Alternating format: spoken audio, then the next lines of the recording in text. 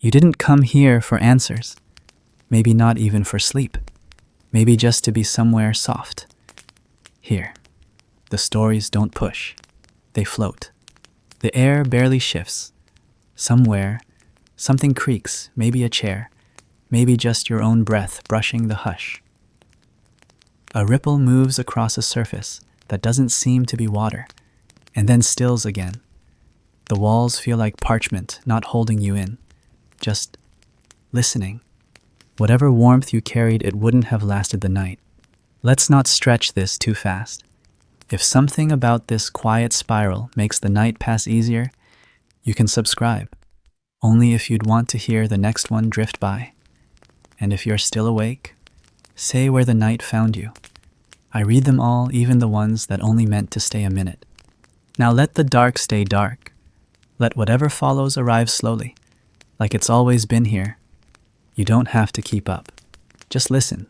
This is Boring History Nights, and you're already inside it. The river does not sleep. It never has. It just moves slower now, like the breath of something old. Too tired to rise again, but too stubborn to still completely. You walk beside it though, really. You're drifting, following its bends, not like a map, but like the spine of a forgotten language. Once, this river didn't just carry water. It carried thought. Along its banks, mud turned to memory. Reeds were harvested not just for baskets and boats, but for writing. Not that the word writing does it justice. What they did in Babylon was more than scribble. They coaxed meaning out of clay. They took wet dust and taught it to remember. This isn't the kind of remembering you do when you try to recall where you left something. It's older, slower. A kind of memory that exists simply because someone once needed to speak and the world needed to answer. In the time of ancient Mesopotamia, especially here in Babylon, language was not a tool. It was the city's bloodstream. The syllables that passed between priest and farmer, king and accountant, mother and child, these weren't just sounds. They were structure. They held the roof beams in place. They told the gods what to do. They measured the grain and calmed the storms. This is where ancient Mesopotamian language loss begins to ache, long before it begins to disappear. Imagine a world where words don't float in the air and vanish, they get pressed into the earth. Not ink, not paper. Clay. Warm. Malleable. Alive. The scribes of Babylon didn't write by accident. Every wedge of the stylus meant something. A vertical mark could be the difference between king and ruin. One flick too shallow, and a promise became a threat. But back then, it wasn't frightening. It was sacred. The cuneiform script, that strange arrangement of wedges and strokes, wasn't just for the elite. It was taught, repeated, drilled, sung. Even small children in temple schools knew how to copy the names of gods, not because they understood them, but because they needed to remember how it felt to say them. And Babylon wasn't quiet. Not then, not even close. It buzzed with prayer and order and bargaining and praise. It wasn't just noise. It was the hum of something held together by belief. Every brick that rose in its ziggurats carried an inscription. Every contract sealed in clay bore a voice inside. Some of them still do. You've likely seen one, a clay tablet, now dry and pale, behind museum glass. It looks fragile, but it's outlived every scroll and letter you'll ever send. It speaks, just not to you. Not yet. Here's a quieter detail you may not know. The word Babylon in their own tongue was Bab-Ilim, the gate of the gods.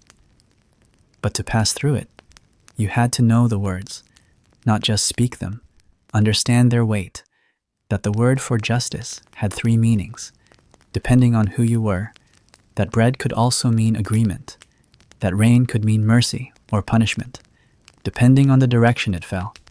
And while historians agree Babylon was a center of law, astronomy, and theology, what they often argue, sometimes with surprising sharpness, is what exactly the language meant to those who used it. Was it primarily a tool of administration? Was it sacred?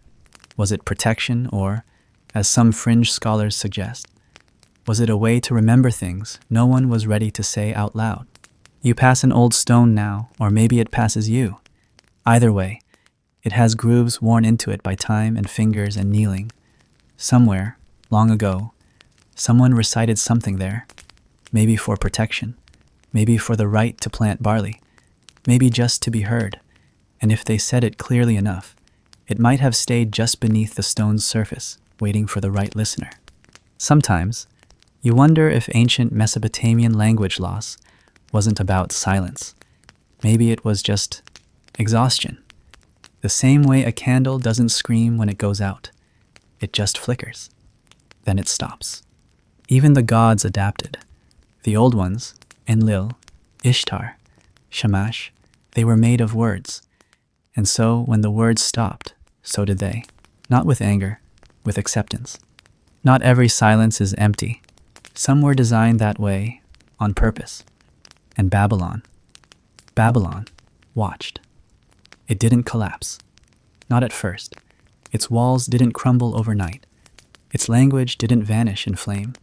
It seeped out slowly, like breath through cupped hands, like a whisper too far from the ear that needed it. You think of that breath often, how the reeds along the canal still rustle, even though no one reads them now, how the grooves in ancient clay still hold shapes no one is trained to decode, how a language can remain fully intact and still be invisible. Because that's the thing. The script is still here. Scholars can read it. Tablets exist by the tens of thousands. But the feeling behind them, the breath, that's gone. That's where ancient Mesopotamian language loss becomes more than academic. It becomes personal. You kneel by the edge of the canal, where once a scribe may have rinsed his stylus. The water is still, except where it isn't. The mud at the edge carries no names, but you almost believe it could. You imagine a finger pressing down, forming a wedge, forming meaning. You imagine what the river remembers. Because rivers do, and if you've started slipping out of it, keep going. The past barely noticed you were here. The road into the heart of Babylon isn't paved in stone, it's paved in signs. Not signs as in instructions or warnings, but symbols, etchings in wet clay, written by fingers that trusted the earth more than ink. Babylon didn't speak like we do. It breathed meaning into mud, pressed thoughts into slabs, and taught time to remember what voices would forget. The city rose slowly, its skyline a staggered conversation between temples, towers, and terraces. From a distance, it may have looked like any other Mesopotamian settlement, lines of walls against sand, arches breaking the sky, shadows curling around sun-baked bricks. But once you stepped inside, you entered a grammar, not just a city. Babylon's layout was as deliberate as its language, nothing random, nothing without reason. Temples aligned with stars, streets with rituals, doorways with deities. It was less about architecture and more about syntax. Imagine a place where even silence has a structure, where the position of a courtyard could determine the outcome of a ceremony, where each brick in the ziggurat didn't just support the one above it, repeated it, like a chorus. Babylon was a sentence written in sandstone. Its foundations weren't just physical, they were linguistic. The city wasn't built, it was composed. And yet, it was not just the buildings that told the story. The scribes did. These weren't mere record keepers. They were the keepers of breath, the ones who could turn a spoken oath into a permanent shape. Scribes in Babylon didn't use quills or parchment. They used styluses made from reeds, pressing them into fresh clay with practiced exactness. Cuneiform wasn't a script for the faint-hearted. It demanded precision, patience, and belief in the idea that permanence could be sculpted from sludge. Even today, historians debate whether cuneiform was born out of a need for commerce to count sheep, tally grain, record debts, or whether it began as something sacred. Perhaps both. But what is clear is that by the time Babylon flourished, language had become more than transaction. It had become theology, a divine arrangement of sound, shape, and shadow that allowed people to communicate with the heavens and keep receipts for lentils in the same breath. This duality was not a contradiction. In Babylon, the mundane and the cosmic lived side by side, like siblings who learned long ago not to argue at dinner. The same hand that wrote down star charts for the astrologers might also write a spell for childbirth, or a curse against thieves, or a receipt for imported cedar wood. There was no divide between what was sacred and what was practical.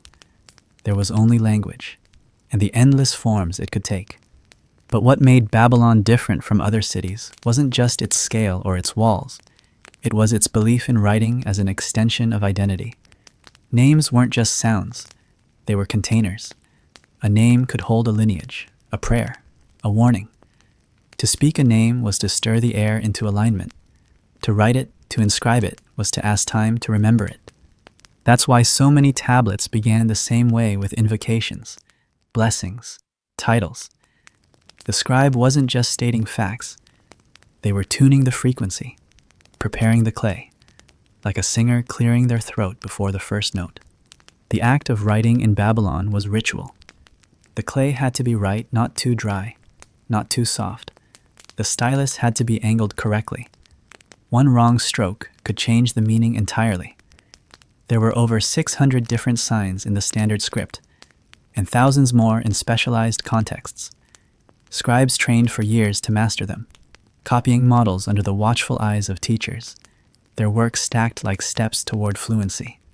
It was a discipline, a devotion, a practice that demanded both reverence and repetition. And yet, for all this complexity, for all the reverence, the city never felt heavy with its own knowledge. In its prime, Babylon pulsed. It didn't hoard language, it lived it.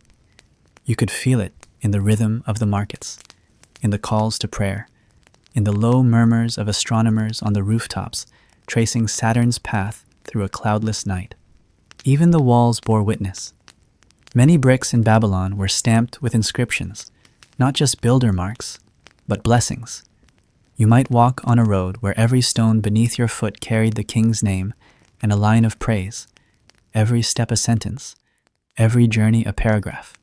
The ancient Mesopotamian language loss we mourn today didn't begin with conquest or fire. It began slowly, as things do when no one notices they're fading. The first signs came quietly. A generation of scribes whose students were fewer than before. A clay pit left unused, drying at the edges. Temple schools that closed not because of attack, but because attendance dwindled. There wasn't one dramatic moment, just a slow tilt. A whisper leaning away from the ear. You imagine what it felt like. For the last few scribes, those who knew the signs, who could still read the old contracts, the hymns, the astrological tables, to walk through the city and realize no one else could. That the signs carved in the bricks no longer matched the sounds in people's mouths. That the gods' names were being said differently or not at all. One of the most haunting facts is this: we have the last known cuneiform tablet. It's dated, roughly, to 75 AD, long after the city's glory had faded, long after Greek and Aramaic had taken over as the dominant tongues. But still someone wrote. Someone pressed into clay a final thought, or a record, or maybe just the habit of doing so. It's hard to know what they felt. Were they hopeful, defiant, or just tired? Even in that final act, Babylon didn't scream. It didn't rage against obsolescence. It whispered. There's a metaphor here you can't quite ignore. Imagine a grand cathedral where every word spoken adds to the architecture. And then, one day, people stop speaking. The arches remain. The stained glass glows, but the building grows colder. The echo gets longer. And the dust thickens, not because anyone cursed it, but because silence is heavier than sound. That's how Babylon began to forget itself, not in flame, in stillness. The language loss of ancient Mesopotamia didn't leave a hole. It left layers, not absence compression.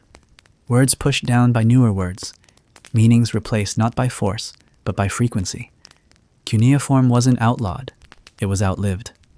In time, even the scribes stopped naming themselves.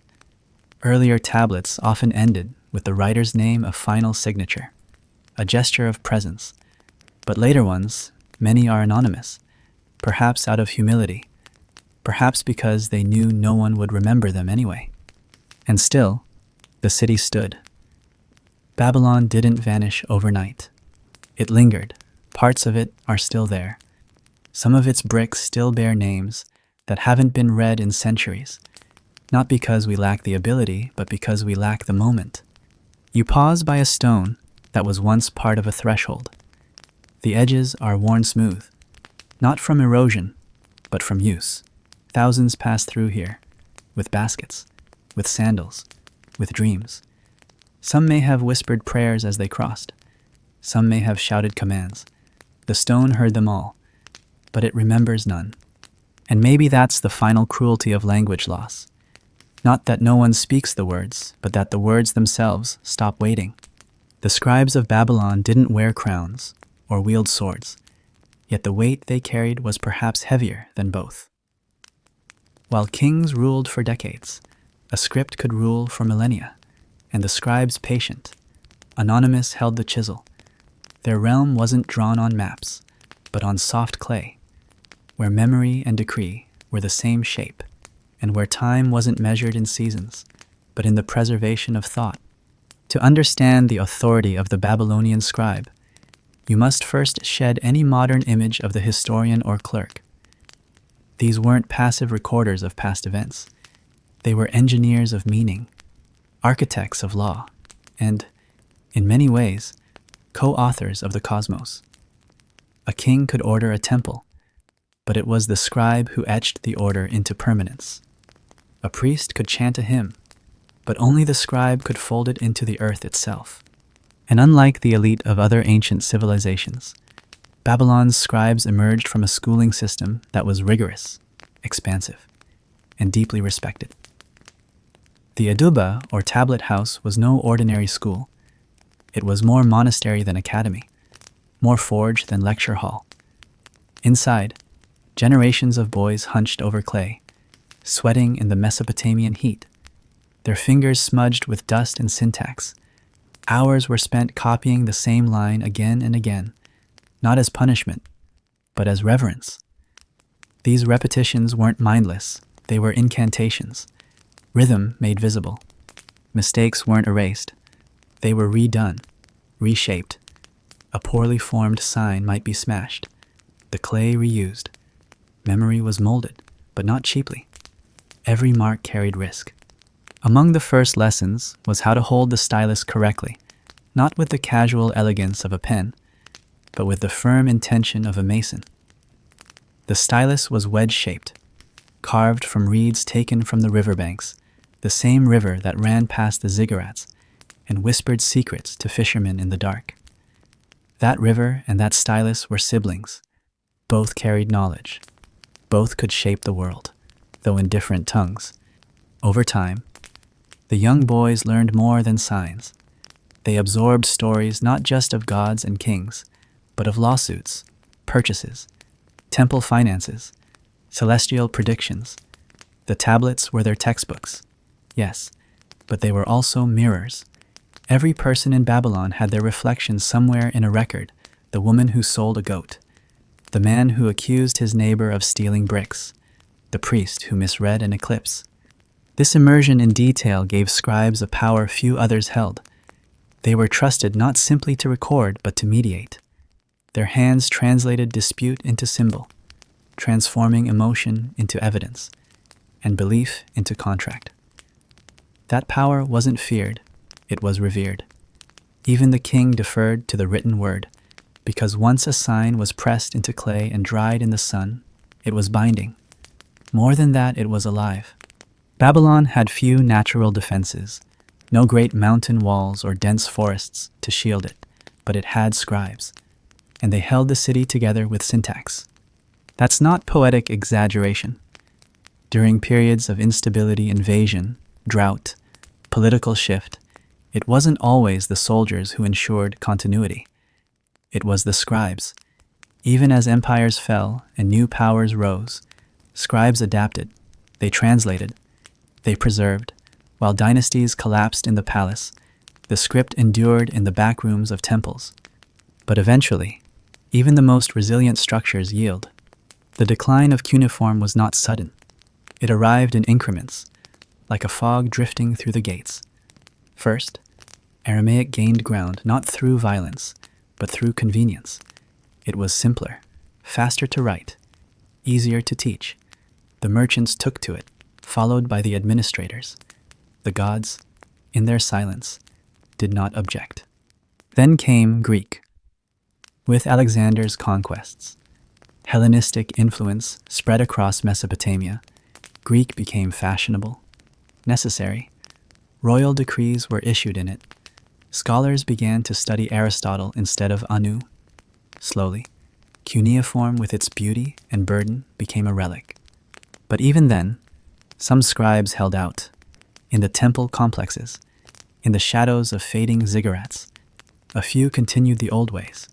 They copied hymns, tracked planets, recorded omens, not because anyone asked them to, but because the rhythm was still in their bones, because the clay still waited, because forgetting would have been louder than continuing. One surviving tablet, written during this fading period, lists astronomical observations in both cuneiform and Greek. It's a hybrid, a compromise, a gesture from a scribe who straddled two worlds, trying to reconcile a past that was slipping and a future that did not need him. Historians still debate whether this act was resistance or resignation. Was he preserving something sacred, or just fulfilling a duty that had long since stopped mattering? And perhaps that question doesn't need answering. Perhaps it is enough to know that, even in the waning hours, someone still pressed thought into clay, that someone still believed language should leave a trace. Even now, scholars find tablets buried beneath layers of silt and silence. Some are perfectly intact, their signs crisp, their meaning decipherable at least to trained eyes. But for the rest of us, they remain foreign, shapes without breath, words without voice. This is the ache of ancient Mesopotamian language loss. Not that the language is gone, but that it survives without sound. There's something haunting about a sentence that can still be read, but no longer felt. It's like finding a recording of a lullaby and realizing you've forgotten the melody, even as the lyrics stare back at you. And maybe that's why Babylon's fall feels different from others. Rome collapsed in flames, Troy in war, but Babylon dimmed. The scribes stopped etching their names.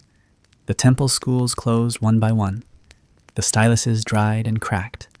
And still, the city stood, quietly. If your eyes are fading, let them. The story wasn't waiting for anyone. Long before the story of Babel was passed down as myth, before it was translated and retold across tongues that no longer remembered their origin, the tower itself had already begun to quiet. It didn't crumble with the thunder of punishment, nor did it collapse under the weight of its own pride. It simply stood a monument not to arrogance, as some later would claim, but to aspiration, and then, over time, to abandonment. The myth, of course, tells of a god offended by ambition, of people daring to build a stairway into heaven, and of divine intervention splintering their speech, scattering their unity. It's easy to read it as cautionary, even poetic, but perhaps the deeper tragedy was not the fracturing of a common tongue, it was what happened next. You imagine the workers lingering at the base of the tower, their tools still warm from use, suddenly unable to ask for water or share instructions. The bricks remain, the scaffolding holds, but the flow of meaning between them evaporates. No fire, no flood, just the silence of misunderstood intent. That kind of silence doesn't shout, it seeps. Historians don't agree on whether the Tower of Babel ever physically existed, though archaeological candidates, like the Menanke, the ziggurat dedicated to Marduk, suggest there's at least a shadow of reality behind the myth. What remains undisputed, however, is that Babylon was once among the greatest centers of linguistic and spiritual coherence the ancient world had seen. The tower, metaphorical or not, was part of a city where language was scaffold and sky. But the world around Babylon did not remain still. Languages evolved, fractured, merged. Tribal dialects swirled into trading tongues. Political borders shifted like winds. And every empire brought with it not just new laws, but new words. Still, cuneiform persisted. That was the miracle. Even as Sumerian faded from spoken use, the script it left behind adapted. Akkadian took up its mantle, reshaping the grammar but retaining the signs. For centuries, it endured not because it was simple, but because it was sacred. Not to everyone, but to enough. There was something about the shape of cuneiform that felt elemental. The sharp wedges pressed into clay seemed to echo the natural world reeds, rivers, stars, and also reflect a belief that permanence could be handcrafted. Paper crumbles, ink smudges, but a tablet, once dried and buried, might last forever, and many did. Tens of thousands still rest in museum archives, quietly waiting for eyes that can still read them. Yet even as the tablets endured, the culture that sustained them began to shift. Babylon, once the rhythm of the region, began to fall out of sync. The rise of the Persian Empire, though not immediately hostile, introduced administrative languages like Aramaic that spread rapidly due to their accessibility. Aramaic didn't ask for years of training. It didn't require temple schools or rote memorization of over 600 distinct signs. It traveled easily. Some scribes resisted, others adapted, and some, perhaps reluctantly, began writing in both cuneiform for tradition, Aramaic for practicality. The slow erosion of exclusivity began, not with war, but with compromise. It's important to pause here and acknowledge that historical transitions often unfold not in climaxes, but in hesitations. Babylon wasn't defeated in a single moment. Its cultural unraveling came in layers through taxation shifts, urban migration, religious diffusion, and perhaps most significantly, through the gradual realization that the old ways were becoming unread. Not just unread by foreigners, but by the Babylonians themselves. One of the final known cuneiform inscriptions, dating to the late 1st century AD, isn't some grand epic or theological decree. It's an astronomical record, a simple notation of celestial events, routine and exact. It's the kind of work that once would have been reviewed by temple scribes, double-checked, archived with reverence, but by this point, it's likely no one outside a shrinking priestly class could interpret it. You can almost feel the hand that pressed that last tablet, the muscle memory intact, the language still living in the wrist, even if no audience remained. That moment, the act of writing for a reader who will never come, is not desperation. It is devotion, and it is, in many ways, the essence of Babylon's final breath. The idea that language could disappear slowly, quietly, without anyone issuing a decree or sounding an alarm, is perhaps one of the most unsettling truths of ancient Mesopotamian language loss. Because if it happened once to a city so vast, so literate, so enduring, it can happen again. And maybe it already is. There are thousands of languages today on the brink of extinction, spoken fluently by fewer than a dozen people. Languages with no formal script, no digital presence, no standardized grammar books. They live only in memory, in family kitchens, in the hesitations between generations. And once the last speaker falls silent, so too does an entire way of seeing the world. Language isn't just communication, it's structure. It's how a people measure time, name sorrow, bless the dead. When a language disappears, it takes with it a map of thought that no other language can fully redraw. This is why Babylon still matters, not just for its bricks or its gods, but for the way it teaches us about the quiet mechanics of forgetting. Babylon didn't fall when it was conquered. It didn't fall when its temples were looted or its kings exiled. It fell when its syllables stopped being needed, when no one thought to teach the next child how to write a star into clay, when the words were still known, but not spoken. There's something haunting in the idea that forgetting doesn't feel like a moment. It feels like a drift, and no one knows they're drifting until the shore has vanished. The story of the Tower of Babel, then, is less a warning against pride and more a reminder of fragility. A single language, no matter how sacred or complex, can vanish if left unspoken. And once gone, its return is nearly impossible. Linguists today can reconstruct fragments of Akkadian, can read many cuneiform inscriptions with accuracy, can even teach you to write basic phrases. But the living breath of it, the cadence, the emotional weight, the cultural resonance that's gone. You can pronounce the word for bread, but not the hunger that word once soothed. And still, we try. Scholars train for years to interpret these signs.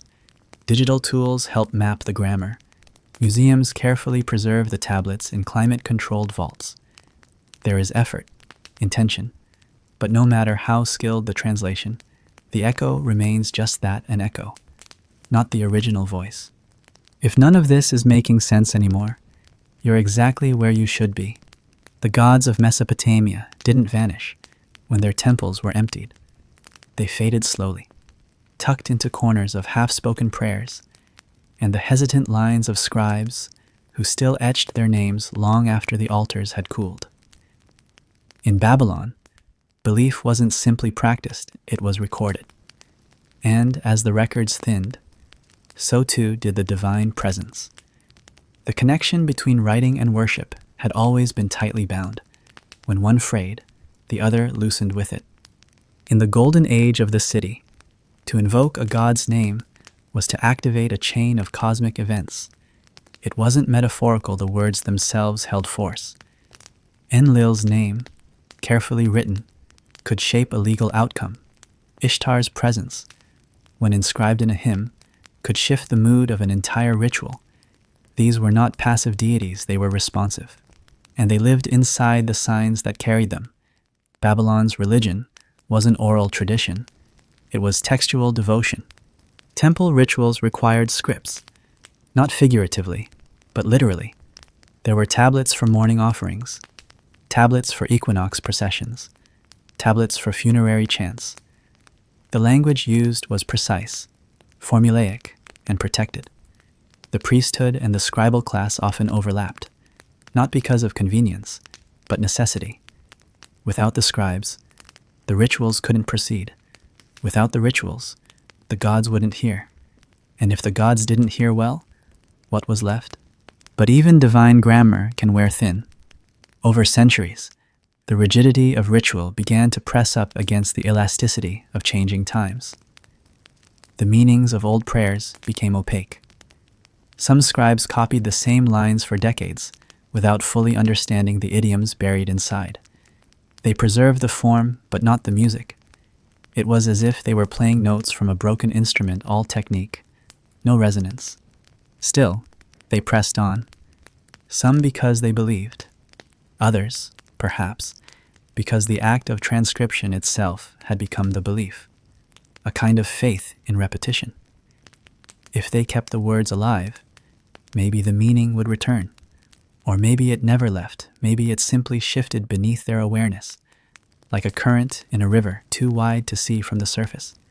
There's a quiet, unresolved debate among scholars. Did the scribes know the gods were slipping away, or did they think the world was simply becoming harder to translate? Some argue the priests noticed the absence, that the rituals felt more mechanical, the omens more ambiguous. Others suggest the change was too gradual to be felt in a single lifetime. Like adjusting to darkness, you only realize you can't see when someone lights a match. What is certain is that Babylon's decline as a religious center coincided almost exactly with the slow collapse of its scribal tradition. Not because people stopped believing entirely, but because belief, like language, needs participation. It needs reinforcement, teaching, questioning, memory. When those stopped, the prayers didn't echo anymore. They just landed, soundless, in a room no longer built to receive them. The ancient Mesopotamian language loss wasn't simply the death of a dialect. It was the erosion of an entire spiritual ecosystem. And it wasn't erased by war or decree. It was replaced delicately, over generations, by belief systems that did not rely on clay. As Aramaic grew, it offered a different kind of access. Easier, more portable, less dependent on precise instruction. The gods it brought or borrowed needed fewer syllables to please. Some temples remained active into the Seleucid period, long after Babylon's political power had faded. But by then, the gods of old had become more like guests in their own homes, honored. Yes, but no longer central. The rituals still occurred, but with less certainty, fewer scribes, less mastery of the sacred script. It wasn't a rejection. It was a forgetting, the most polite kind of abandonment. A telling moment arrives in the final inscriptions from Borsippa, a nearby city with strong religious ties to Babylon. These texts, still using cuneiform, attempt to describe a lunar eclipse. But something in them reads differently. The language is more mechanical, the metaphors absent. It's as if the scribe had the grammar but not the spirit. The ritual was observed, the signs were copied, but the sense of awe, of celestial intimacy, had drifted somewhere else. It's tempting to see this as a simple story of cultural decline, but that misses the emotional reality. These weren't people letting go with apathy. These were caretakers watching something beloved grow quiet. And they did what people always do when faced with that kind of silence. They tried to speak louder. They doubled down on the form, on the mechanics, on the preservation. Because what else was left? In the margins of several late tablets, there are personal notations, scribes recording names, birth dates, simple observations. These are not part of the ritual text. They're not meant to be read by gods or kings. They're just human. A father listing his children, a student practicing unfamiliar glyphs, a bored apprentice doodling a crude image of a lion beside an omen for rainfall. These fragments reveal something more than scholarship. They show care, not just for the language, but for the world the language had once held up. And in that care, there's a kind of resistance. Even as the official use of cuneiform declined, even as Aramaic scripts began appearing more frequently on the same walls and stones, some people continued writing in the old form, not for prestige that had long moved on, but perhaps because they didn't know how not to. Writing in cuneiform wasn't just communication. It was participation in a lineage that went back 2,000 years.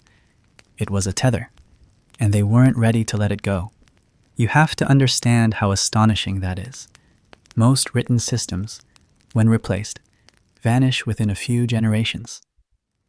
But cuneiform lingered for centuries, not in the mainstream, but in the folds in temples, in rural archives, in private rituals. It had passed from being a tool of empire to a language of devotion, and that's harder to uproot. Still, reverence alone couldn't sustain it forever. By the 1st century AD, the number of people who could read cuneiform had dwindled to a handful. The temple schools had closed. The scribes had aged. The next generation didn't come. Eventually, the last hand pressed the last stylus into the last tablet, and then silence. No monument marked that moment. No citywide announcement declared the end of a 2,000-year literary tradition. It ended the way breath ends during sleep, not violently, but by forgetting to return. And what remained was dust, but not absence, just a quieter form of presence, the kind that waits, not demands. It's hard not to feel something when looking at those final tablets, especially knowing what they once held up. They're small, often cracked. The signs faint, eroded, but they are real, and they outlasted their readers. That alone feels like a kind of miracle. You think again of the temples, of the chants that used to fill them, of the firelight dancing against clay walls as priests recited prayers that haven't been spoken in 2,000 years. The echo of those nights isn't gone. It's just muffled, buried under layers of language and time. Somewhere, the words still exist, but they no longer belong to mouths. They belong to memory. And Babylon, for all its grandeur and collapse, understood this. It never asked to be remembered in full, just in fragments, in signs, in breath, in something as small and fragile as a wedge in wet clay. Among the final echoes of Babylon's written world lies a particular kind of silence, not the loud absence of destruction, but the quieter void of disinterest. There was no dramatic moment when the last cuneiform scribe stood in the temple court and declared an ending. Instead, the silence grew in stages, so slowly that no one even marked the transition. And yet, we can trace its outlines in one fragile, deliberate artifact, a single clay tablet, written in a script that had once carried king's decrees and celestial alignments, now reduced to trembling signs scratched by hands, unsure of whether anyone would ever read them again. That tablet, modest, cracked, worn at its edges, is not famous. It sits in a drawer in a museum archive, catalogued and photographed, but rarely displayed. Its content is unremarkable, a set of astronomical notes, perhaps a report of a planet's motion across the summer sky. But its tone carries something deeper, a final breath in a language gasping for audience. The signs are hesitant, less confident than those carved centuries earlier. They lack the symmetry of a trained scholar, suggesting not a novice but a remnant someone who once studied under masters, now writing alone, perhaps already surrounded by those who spoke and wrote in different tongues. When you imagine the man behind that tablet, you don't see a high priest or a state official. You see someone older, perhaps semi-retired, living in a shrinking world of memory. His stylus is probably worn smooth from decades of use. The clay, prepared by hand, no longer arrives by temple servants but is gathered on his own. He still remembers how to read the omens, how to chant the prayers under his breath as he works. But he knows those sounds no longer echo off the walls like they once did. Perhaps no one else even listens. And yet, he writes, the act of writing, for him, isn't utility. It's endurance. It's a small rebellion against forgetting, a stubborn belief that as long as the signs are pressed into clay, the world hasn't fully turned its back on him. Maybe he knows this tablet will sit unread. Maybe that knowledge doesn't matter, because something in him insists that thought even unshared must leave a mark. This, too, is part of ancient Mesopotamian language, lost the lonely labor of memory at the edge of its own extinction. The last cuneiform texts do not announce themselves as final. They don't mourn openly, but in the shift of tone, in the uneven pressure of stylus to clay, we feel the presence of someone aware that the words may no longer belong to the world that surrounds him. There's an old metaphor from that era, one seldom remembered even by scholars, which compares the human soul to a seal rolled across clay. The image it leaves behind is the self temporary, unique, and fragile. But if no one fires the clay, if no one preserves the impression, the soul vanishes with the next rain. That metaphor feels fitting for these final scribes, men whose souls pressed faintly into a world already turning toward new alphabets, already whispering in Aramaic, already carving letters into parchment instead of earth. The script, too, had begun to resist them. Cuneiform was not a static system. Its signs evolved, multiplied, became increasingly stylized across centuries. A sign used in the 18th century BCE could have a different nuance, or even an entirely different meaning, by the 1st century BCE. The scribes who carried the tradition were not only copying the language of their youth, they were translating it across time. Every tablet they created was not just a record, but an interpretation. So imagine the exhaustion.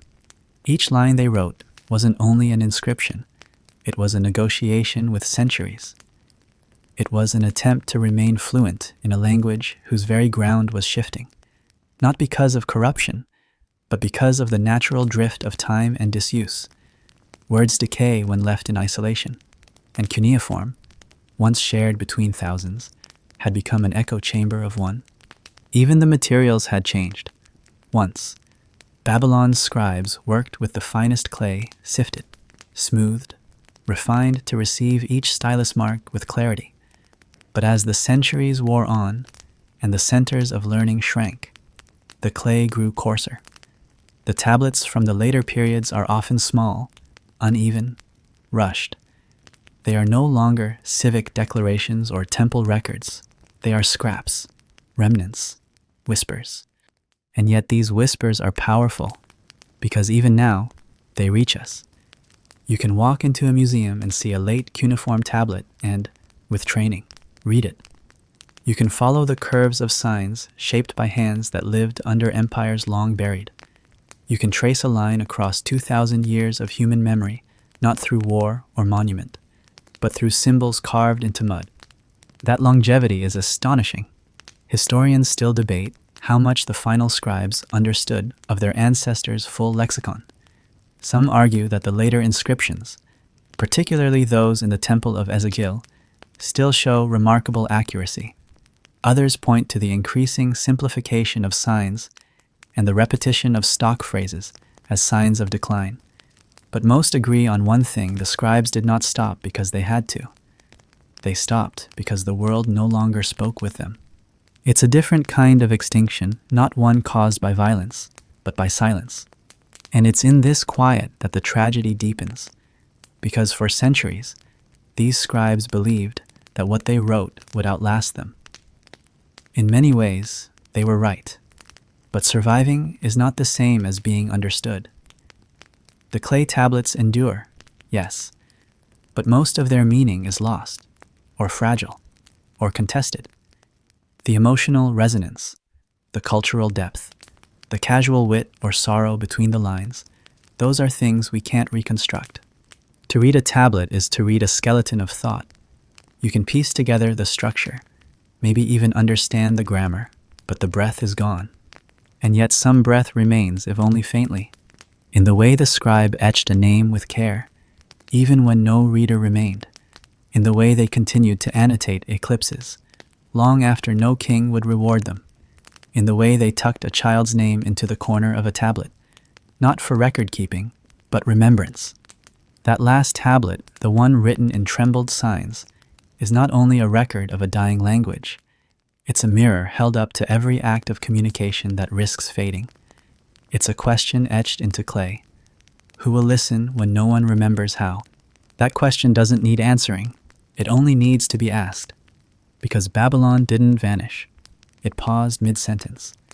And if something about this stayed behind, you can leave something below, or not. It still counts. This was Boring History Nights. When you walk the imagined halls of Ashurbanipal's library, you do not enter a place of noise or motion, but of presence. A quiet, saturated presence, as though the walls themselves remember every thought ever pressed into the tablets that once lined the shelves. It is not the grandeur of the space that holds you, not the domed ceilings or carved stone thresholds, but the sheer density of intention embedded in the clay. To be surrounded by thousands of tablets is not simply to witness a collection. It is to step inside the structure of thought itself, assembled layer by generations who believed writing was not a convenience, but a condition for memory. Ashurbanipal, king of Assyria, ruled not from Babylon, but from Nineveh, yet his library borrowed deeply from Babylonian intellectual traditions. He saw himself as the inheritor of wisdom, the custodian of knowledge whose role extended beyond conquest. He collected tablets with the same fervor other kings gathered tribute. From conquered cities and friendly vassals, he demanded their texts, their rituals, their incantations, and their astronomy. He wasn't hoarding out of vanity, or at least, not only vanity, but because he understood the fragility of the written world. He knew that ideas, left untended, vanished faster than cities. By the time his library reached its height, It contained texts from across Mesopotamia, hymns from Ur, spells from Sippar, treaties from Mari, omens traced through generations. The clay carried it all. Babylon's voice echoed throughout, not because Babylon still ruled politically, but because its scribal legacy had become the grammar of the region's soul. Even enemies respected its syntax. And yet, when Nineveh fell in 612 BCE, the library was buried, not destroyed. The fire that consumed parts of the palace baked the clay tablets, preserving them like accidental fossils. For centuries, they remained underground, unread, untouched, but intact. And when they were finally unearthed in the 19th century, what stunned archaeologists wasn't just their quantity or variety, it was their silence, because no one knew how to read them anymore. Imagine standing in a room filled with thousands of books, each filled with precise lines of thought, personal letters, technical formulas, love poems, divinations, and understanding none of it, not even the alphabet. You wouldn't know where one word ended and another began. The signs would blur into abstraction. You would hold knowledge in your hands, and it would weigh nothing. This was the state of things for over 2 millennia. The tablets survived, but the breath that once animated them had long since been exhaled. The ancient Mesopotamian language loss wasn't just about unreadable words. It was about the disconnection between medium and meaning. The form endured, the function did not. That irony is sharpest in Ashurbanipal's library, built as a bulwark against forgetting. It became a monument to memory's limits. All the preservation in the world meant nothing if no one could interpret what had been saved. The fire hadn't destroyed the tablets, but time did, not by erasing the signs, but by making the language behind them irrelevant. Still, the silence wasn't permanent. In the 19th century, scholars began the painstaking work of deciphering cuneiform. Using the trilingual inscriptions on the Behistun rock, the Mesopotamian Rosetta Stone linguists slowly reconstructed the grammar, the vocabulary, the syntax. They found their way back into the script, like spelunkers lowering themselves into a cavern where no voice had echoed in thousands of years. But even now, the recovery remains partial. Many signs still carry ambiguous meanings. The same shape may hold 5 or 6 possible readings, depending on context, era, and region. Some tablets seem to contradict others. Names appear without reference. Lists trail off. And so the library, though open, is still guarded by ambiguity. This uncertainty isn't failure. It's fidelity to complexity. It's the recognition that language is not only a tool, but a reflection of all the contradictions we carry. The fact that we can read as much as we do is remarkable. The fact that we cannot read more is humbling. And what of Babylon in all of this? Though the library was Ashurbanipal's, the thought it preserved was largely Babylonian. Babylon's scribes had refined the art of cuneiform across centuries, standardizing signs, organizing genres, classifying rituals. It was they who made language into system, system into memory, memory into monument. That legacy outlived their city, their kings, even their gods. Yet in preserving their words so perfectly, Babylon also revealed their fragility, because the moment those signs stopped being taught, they became decoration. Language only lives when passed forward. A script without scribes is a museum, not a mouth. There's a temptation to think of this as tragedy, but that may be too simple. Babylon was never trying to live forever. Its scribes weren't immortality seekers. They were archivists of the ephemeral. They knew that fire burns and rulers fall, and still they wrote. Not because they believed they would be remembered, but because they believed the act of remembering mattered. And maybe that's the most human thing of all, to leave behind something that might one day be rediscovered, not because we expect it, but because we can't help but hope for it. To press symbols into clay, not to command, but to whisper. And to believe that, even if the breath fades, the shape of the word might remain. There's a kind of grace in that, a gentle faith in the future's curiosity. The last scribes of Babylon, whether writing for gods or ghosts, still turned their thoughts outward. They may not have known who would read them, but they knew someone might. That possibility, thin as thread, was enough. If you've started slipping out of it, keep going. The past barely noticed you were here. There was a time when the schools of Babylon hummed with repetition, not the forced chant of obedience, but the rhythmic cadence of memory learning to take form. Within thick-walled tablet houses, called edubas, boys from scribal families sat cross-legged on hard floors, stylus in hand, clay on lap, reciting lines that had been passed down for generations. These were not classrooms in the modern sense, nor were they mere factories for civil servants. They were the lungs of a civilization that understood writing not just as a skill, but as a lifeline. To learn cuneiform was to enter a lineage. The student didn't simply copy signs for practice. He entered into dialogue with centuries of voices. He read lists of signs, proverbs, lexical tables, myths, hymns, royal inscriptions, and even self-referential dialogues between master and apprentice. The education was immersive and recursive, a loop of repetition that gradually became fluency. It required patience and a kind of intellectual humility, the understanding that mastery came not through originality, but through faithfulness to what had already been carved before. Those who entered the tablet house knew they were participating in something older than themselves. A boy might press his stylus into clay beside a copy of the instructions of Shurupak, a text that, by his time, was already over 1,000 years old. He would practice on simple drills. The ox is in the field. The scribe walks to the temple. The tablet is wet, repeating them with care not because they were meaningful, but because they carried the rhythm of the craft. Form came before content, and in that form, meaning eventually emerged. And yet, over time, the Eduba system waned. The temples, once repositories of both faith and literacy, began to close their doors to formal education. Political shifts played a role, as did the changing administrative needs of new regimes.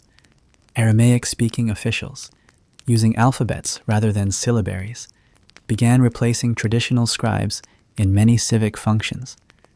New languages arrived with new rulers, and with them came new ideas about what knowledge looked like and how it should be preserved. What once took years of rigorous schooling could now be done in a fraction of the time. An alphabet required fewer symbols. It could be taught quickly, mastered easily. The democratization of writing had arrived, and while that may have benefited the broader population, it also rendered the deep apprenticeship of the tablet house increasingly obsolete. The decline wasn't abrupt. For a time, both systems ran parallel. Some scribes continued teaching the old ways, and some students still chose the long path, but fewer each year. The tablet house that had once been full of voices grew quieter. The clay, once prepared in great batches, sat untouched. Eventually, even the masters stopped preparing new lesson tablets. There were no more students to teach. This wasn't just a change in curriculum.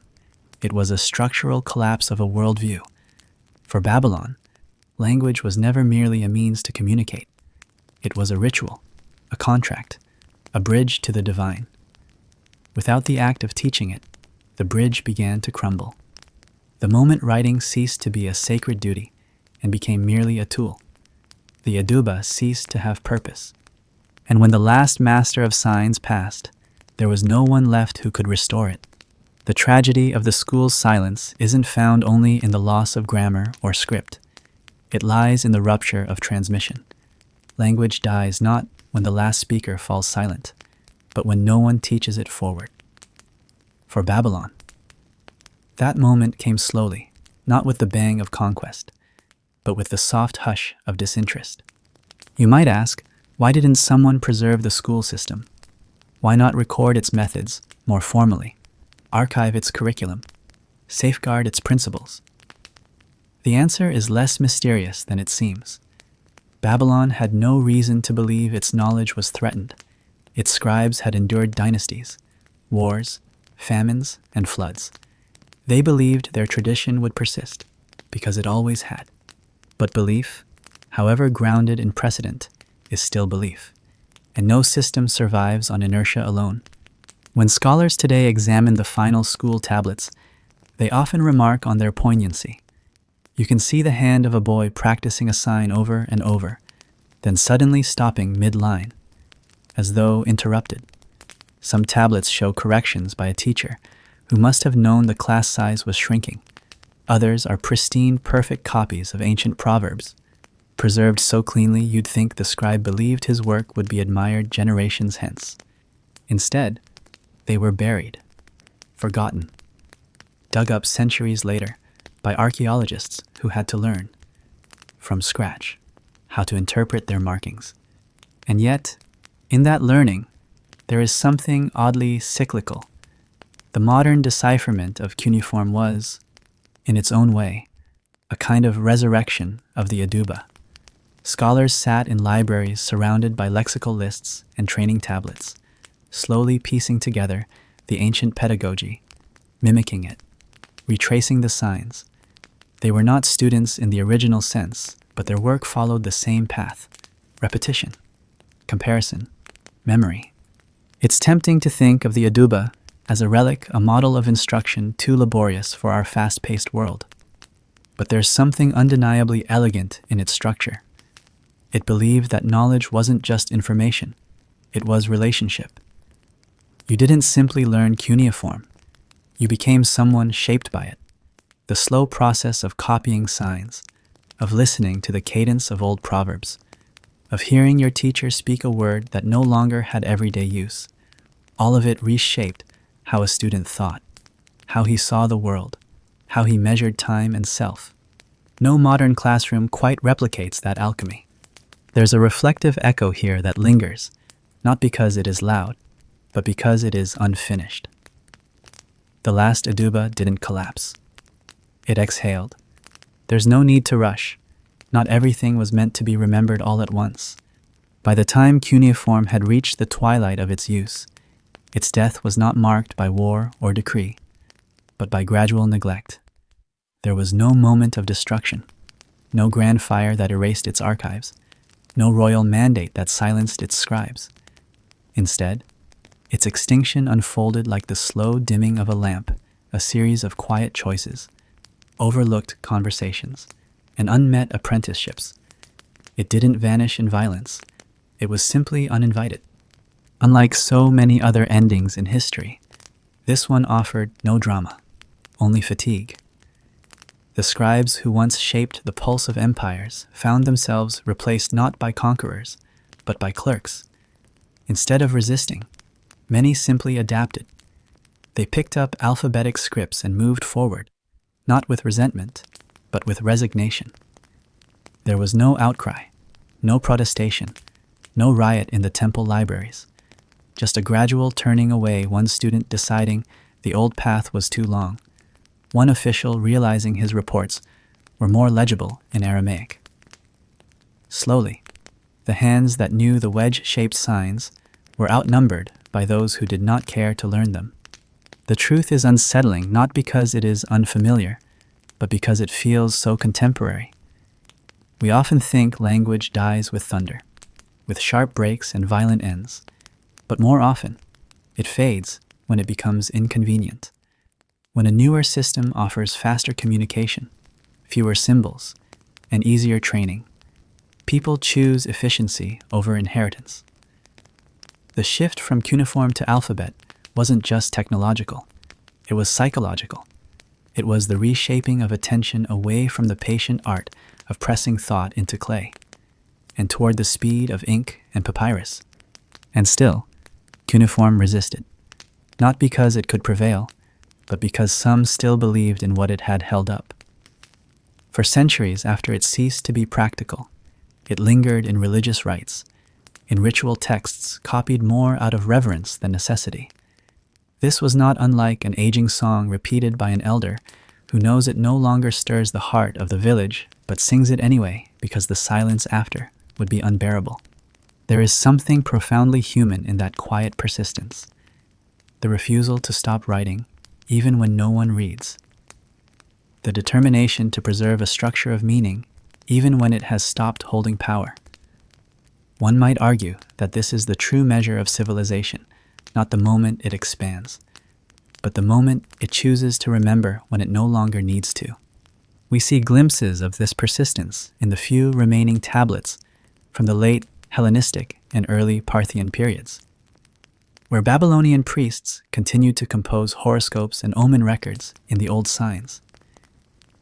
Even as Greek astronomy dominated intellectual life and Greek script became the language of science, these few scribes held on to the older forms, not because their predictions were more accurate, but because their words were rooted in continuity.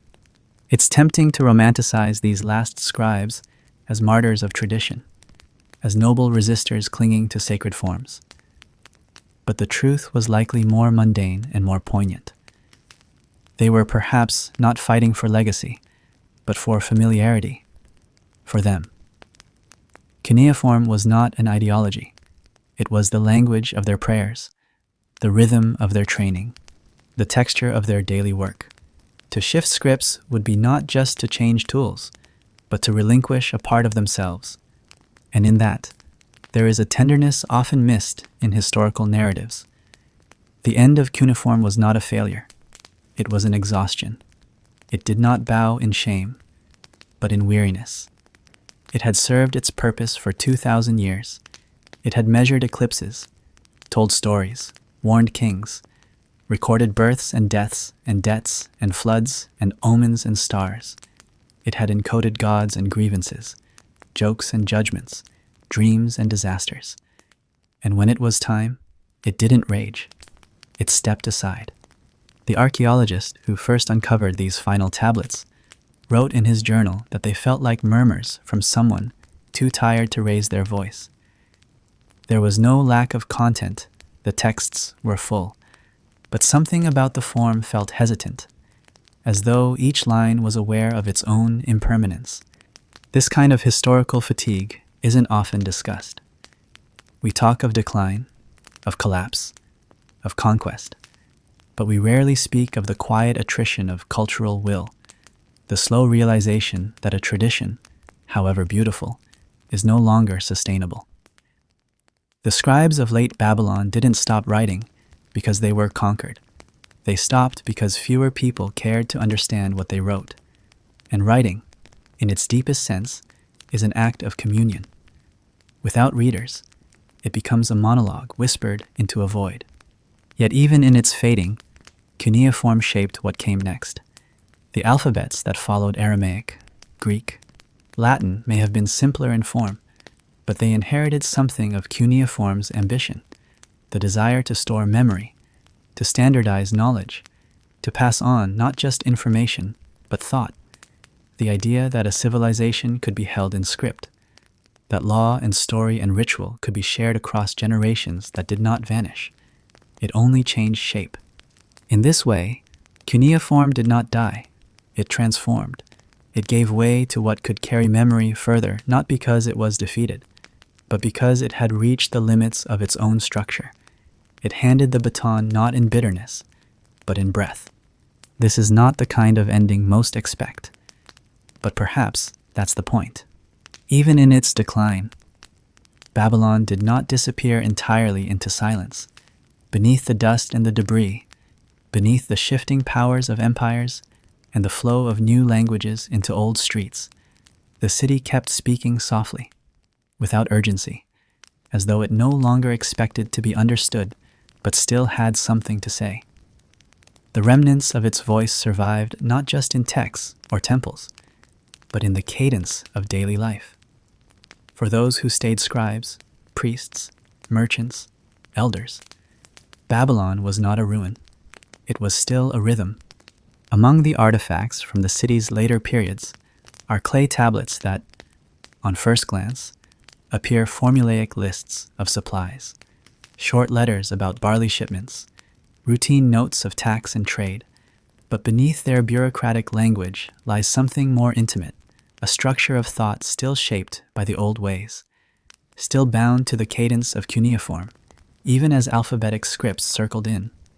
In these documents, we see a city negotiating with its past, neither denying it nor clinging too tightly, but allowing it to exist beside the present.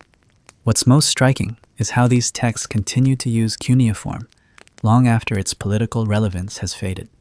Babylon had been conquered, ruled by foreign kings, absorbed into larger empires. Its scribes no longer wrote for emperors. Their records were no longer state decrees or cosmic prophecies. And yet, they kept writing, sometimes for temple archives, sometimes for personal records, sometimes for reasons that are no longer clear. It wasn't a continuation of dominance. It was a continuation of breath. Language, like ritual, does not only serve function, it also serves emotion. It preserves identity. It offers familiarity in a world that increasingly refuses to hold still. For the scribes of late Babylon, pressing wedges into clay was perhaps less about documentation and more about preservation, not of facts, but of self. To write in the old form was to remain tethered to a world that had once been coherent, a world where the stars could be read and prayers had formal structure, where every gesture had precedent. Yet the world around them was shifting. Greek became the language of philosophy and administration. Aramaic spread like wind through the bureaucracy of empire, quicker, lighter, easier to learn. New scribes arrived who did not study for years in temple schools, who did not memorize the epics or practice lists of signs by moonlight. They wrote swiftly, efficiently, and in doing so, changed the relationship between writing and time. There is something unspoken in that shift, a change in how memory itself was valued. Cuneiform had been a slow language. It took time to write, time to learn, time to read. It was designed for endurance, not convenience. When it was replaced by faster systems, what was lost wasn't only a script, it was a pace, a silence, a spaciousness in thought. In one of the last known Babylonian tablets, a man records a contract in both cuneiform and Aramaic, the same agreement written in two languages, using two entirely different systems.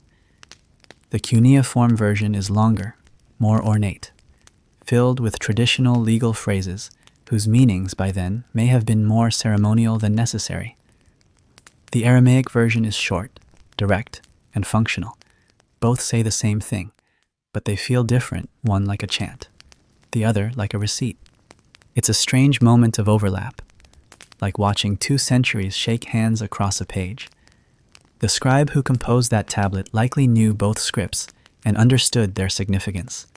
He must have known that the world was tipping toward Aramaic, and yet he still included cuneiform, not because it was required, but because it mattered at least to him, and maybe to the person receiving it. A gesture, perhaps, or a farewell. We often underestimate the emotional intelligence of these decisions. The act of writing in cuneiform during its final days was not merely nostalgic. It was layered with meaning resistance, reverence, remembrance. A person choosing to record a tablet in a script already fading from public use is not only writing, they are marking, claiming space in a timeline that no longer bends toward them. This tension between language as tool and language as memory is not unique to Babylon, but the clarity with which it manifests here is haunting. No law forbade cuneiform. No army outlawed the eduba. They disappeared not because they were erased, but because they were left behind, and yet, for as long as they could, some refused to leave. There is something deeply human in that kind of refusal, not born from defiance, but from quiet loyalty, a fidelity, not to systems of power, but to the invisible architecture of belonging. The last scribes didn't write to influence the future. They wrote because the act itself was an anchor. If this held you a little longer than expected, you're not the only one. This is Boring History Nights. There's an old Babylonian proverb that reads, "The reed does not know the meaning of the word, it only writes." And yet, The reed, shaped by human hands and pressed into prepared clay, became one of the most faithful instruments of human memory the world had known. It captured not only edicts and ledgers, but also desires, fears, and the patterns of the sky. It endured not because it was elegant, which it was not, but because it worked. For nearly 2,000 years, the wedge-shaped script known as cuneiform recorded a civilization's heartbeat. But eventually, that heartbeat began to slow. Even in its waning days, Babylonian scribes remained meticulous. The tablets from this late period reveal care, attention, and a continued devotion to form. Despite knowing that the world around them had shifted, that the script they used was no longer central to statecraft or commerce, they continued to press symbols into clay. These final documents, many of which focus on astronomy, do not read like fading echoes. They are confident, precise, and in many ways, just as refined as those from centuries before. But they are also lonely. You sense that loneliness most sharply in the content. The texts concern planetary alignments, eclipse cycles, omens tied to lunar phases, but they often lack the broader commentary that earlier versions contained. They record, but do not always interpret. It's as though the scribes continued the ritual, but the world had stopped asking them what it meant. These weren't teachings for students or messages to kings. They were observations made for their own sake, not unimportant, but unheeded. One of the most poignant examples is a tablet from the 1st century BCE, discovered in the ruins of the Ezegil temple complex. It records a detailed lunar calendar phases, risings, culminations, all in formal cuneiform. But the handwriting is uneven, the signs slightly misshapen. The clay is thinner than usual, hastily prepared. On its back, someone has drawn a tiny crescent moon, almost childlike in its curve, unaccompanied by any inscription. Perhaps it was decorative, perhaps it was meditative, perhaps it was a pause. The act of writing, without being asked to, is a strange kind of bravery. It acknowledges the silence on the other end of the line and writes anyway. These late Babylonian scribes must have known they were among the last. They had no illusions about revival. There were no scribal schools refilling their ranks. They wrote not to preserve a culture, but to remain within it for as long as possible. There is something deeply human in that impulse, the desire to linger, to stretch meaning a little further, even when its usefulness has passed. We often think of endings as collapses, as final moments of failure or transformation, but this was something quieter, a slow turning inward, a private fidelity to a language that had stopped echoing back. If your breath has disappeared into the dark good, that's where the rest of this belongs. Much of this period coincided with the Parthian Empire's expansion into Mesopotamia, though generally tolerant of local traditions. The Parthians favored Greek and Aramaic as administrative languages. Temples were allowed to operate, but their economic and political power had waned. The intellectual elite of Babylon, once influential advisors to rulers and keepers of cosmic time, were now largely ceremonial figures. Their knowledge had not become less accurate, only less necessary. That kind of redundancy, being right but no longer relevant, is perhaps more painful than defeat. The scribes could still calculate eclipses, still align calendars, still interpret omens using systems tested across centuries. But fewer people asked, fewer decisions relied on their insight, and so their knowledge remained, but unused, like a song only a few remember the words to, sung more for comfort than communication. Even so, they continued. Their tablets, though fewer in number, retained remarkable consistency. The scribes adapted what they could. Some included bilingual glosses, matching a cuneiform term with an Aramaic equivalent. Others began to simplify signs, using more streamlined forms, aware that the complexity of traditional cuneiform might deter even the willing. It was an effort not to resurrect the language, but to soften its passing to make its last steps gentle. Historians still debate the purpose of these late efforts. Were they archival, meant to leave a legacy? Were they religious, driven by temple ritual rather than public need? Or were they personal, the equivalent of journals, reflections written not to inform but to endure? There is no single answer, and perhaps that's appropriate, because what they leave behind is not a conclusion, but a question. When does writing stop being for others and start being only for the self? The emotional weight of that question grows heavier when you consider the sheer time span of cuneiform's life. From its proto-writing in the late 4th millennium BCE to its last dated example in the 1st century CE, it persisted longer than most civilizations. It saw gods rise and fall, kings come and go, languages change, borders shift. It was not a tool that failed, it was one that outlasted its world. And when it was finally set down for the last time, it was not because it had broken, but because the hands that once reached for it had found other ways to speak. To stand in front of a museum case and gaze at a Babylonian clay tablet is to experience a peculiar kind of disconnection. The object is right there, tangible and real, but its meaning floats just beyond reach. You see the signs etched clearly into the fired surface, the careful angles and indentations, the visual residue of someone's deliberate thought, and yet, unless you've trained for years, they say nothing.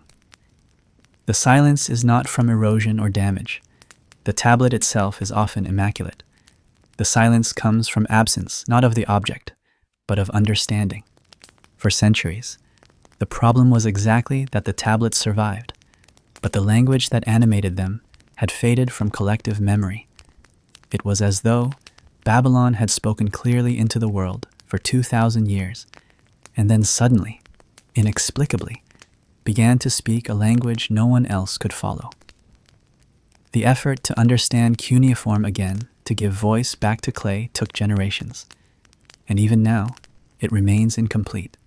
When scholars in the 19th century began to decipher the script, they were not unearthing secrets in a romantic sense, but painstakingly assembling a grammar from fragments. They worked from trilingual inscriptions like the Behistun monument, where the same text was written in Old Persian, Elamite, and Akkadian. The method was slow, meticulous, full of errors and revisions. There was no Rosetta Stone-like moment of instant revelation. Instead, it was the gradual resurfacing of a buried tongue, pulled inch by inch from the sediment of time. The rediscovery of cuneiform is one of modern scholarship's great triumphs, but it is also a humbling one. Even today, with thousands of texts translated and academic lexicons filled with reconstructions, large swaths of the language remain ambiguous. Words change meaning depending on context, era, and even scribe. Many signs have multiple readings. Others seem to appear only once across the entire corpus, their significance forever locked away in the mind of a long-dead writer. This ambiguity, though frustrating, reflects the very nature of cuneiform itself. It was not a language, but a script, a system of signs used to write multiple languages over millennia. Sumerian, Akkadian, Babylonian, Assyrian each left its own fingerprints on the system. Over time, the script became a palimpsest of meanings, layered and interwoven. To read a tablet is to navigate that layering, to feel the weight of every decision a scribe once made about which sign to use, which formula to follow, which tradition to honor or bend. It is in this complexity that we begin to understand why the script eventually faded. Cuneiform required context. It demanded training. It relied on shared frameworks, social, religious, political, to convey meaning. Once those frameworks collapsed or changed beyond recognition, the script's communicative power weakened. And yet, for a long while, Babylon's people still wrote in it, not because it was easy, but because it had been theirs. The process of losing language is often imagined as sudden, even cataclysmic. A city falls, a library burns, and with it, centuries of knowledge vanish. But Babylon's silence came not from a single moment, but from a drawn-out shift in what was considered useful. Cuneiform was not erased. It was bypassed, forgotten, not because it had failed, but because the systems that supported its complexity had dissolved. This distinction matters. It reframes the narrative from one of failure to one of transformation. When Babylon stopped writing in cuneiform, it was not turning its back on its past. It was moving through it. The people still remembered for a while what the signs had once meant. Some could still recite prayers, name stars, quote laws. But memory, like breath, thins when not used. The silence arrived not all at once, but in waves. Imagine a priest at the Esagil temple in the 1st century BCE, perhaps one of the last fluent readers of the old hymns. He recites the words before a small altar, his voice echoing softly off the worn bricks. No one corrects his pronunciation anymore. No apprentice waits at his side to take notes. The ritual is performed with dignity, but without succession. He is not bitter. He simply understands that his role has become solitary. That image isn't romantic. It's realistic. And in its realism lies a deeper truth about human endurance, that we often continue long past the point of practical use, not out of denial, but because something about the continuation itself feels necessary. These scribes and priests were not preserving cuneiform for future archaeologists. They were continuing it because that was how they had learned to breathe. But breath, too, eventually stills. And when it did, when the last person who understood the script passed away, the silence did not announce itself. It did not crash in like a wave. It settled gently, like dust. For centuries, no one noticed. Cuneiform became an artifact, its meaning displaced by its form. The clay tablets became decorations in palaces, curiosities for collectors, then finally, buried beneath the foundations of newer cities. The language had not disappeared. It had simply stopped being asked to speak. And that raises the question, what else, even now, sits mute beneath our feet, waiting for the right question to be asked? There's something oddly poetic in how cuneiform yielded not to destruction, but to substitution, not by force, but by preference. The arrival of the alphabet was not a thunderclap. It was a sigh, slow and imperceptible at first, gaining momentum only when enough people realized that fewer strokes on parchment could carry just as much meaning. This wasn't innovation in the modern sense of efficiency overcoming tradition. It was something quieter, a redirection of energy, a quiet retooling of habits that had been shaped for millennia. The alphabet didn't overthrow cuneiform. It simply allowed people to stop needing it. In the centuries that followed the height of Babylonian power, alphabets became the vessels for legal codes, religious texts, and scientific theories. The shapes of language grew sharper, more abstract.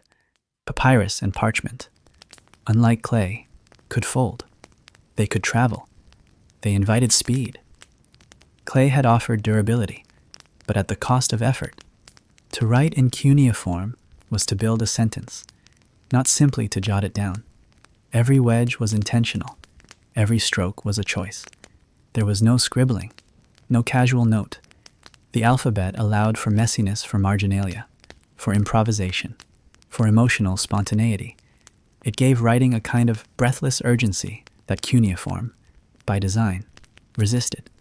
This was not a simple progression from primitive to advanced. It was a redefinition of what writing was supposed to feel like. The transition from cuneiform to alphabet marked not just a technical shift, but a philosophical one, where cuneiform asked the writer to slow down, to prepare the clay, to measure meaning against tradition. The alphabet encouraged movement, expansion, abstraction. The writer no longer needed to memorize hundreds of signs or spend years mastering combinations. Letters could be recombined endlessly, flexibly, without sacred geometry or divine alignment. Meaning became portable, and with portability came distance. Where once writing was tethered to temples and bureaucracies, to the presence of trained scribes and the authority of tradition, now it began to move outward toward the personal, the profane, the mundane.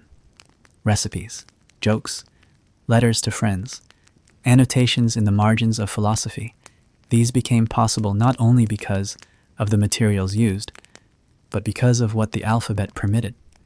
It allowed for voices outside the elite.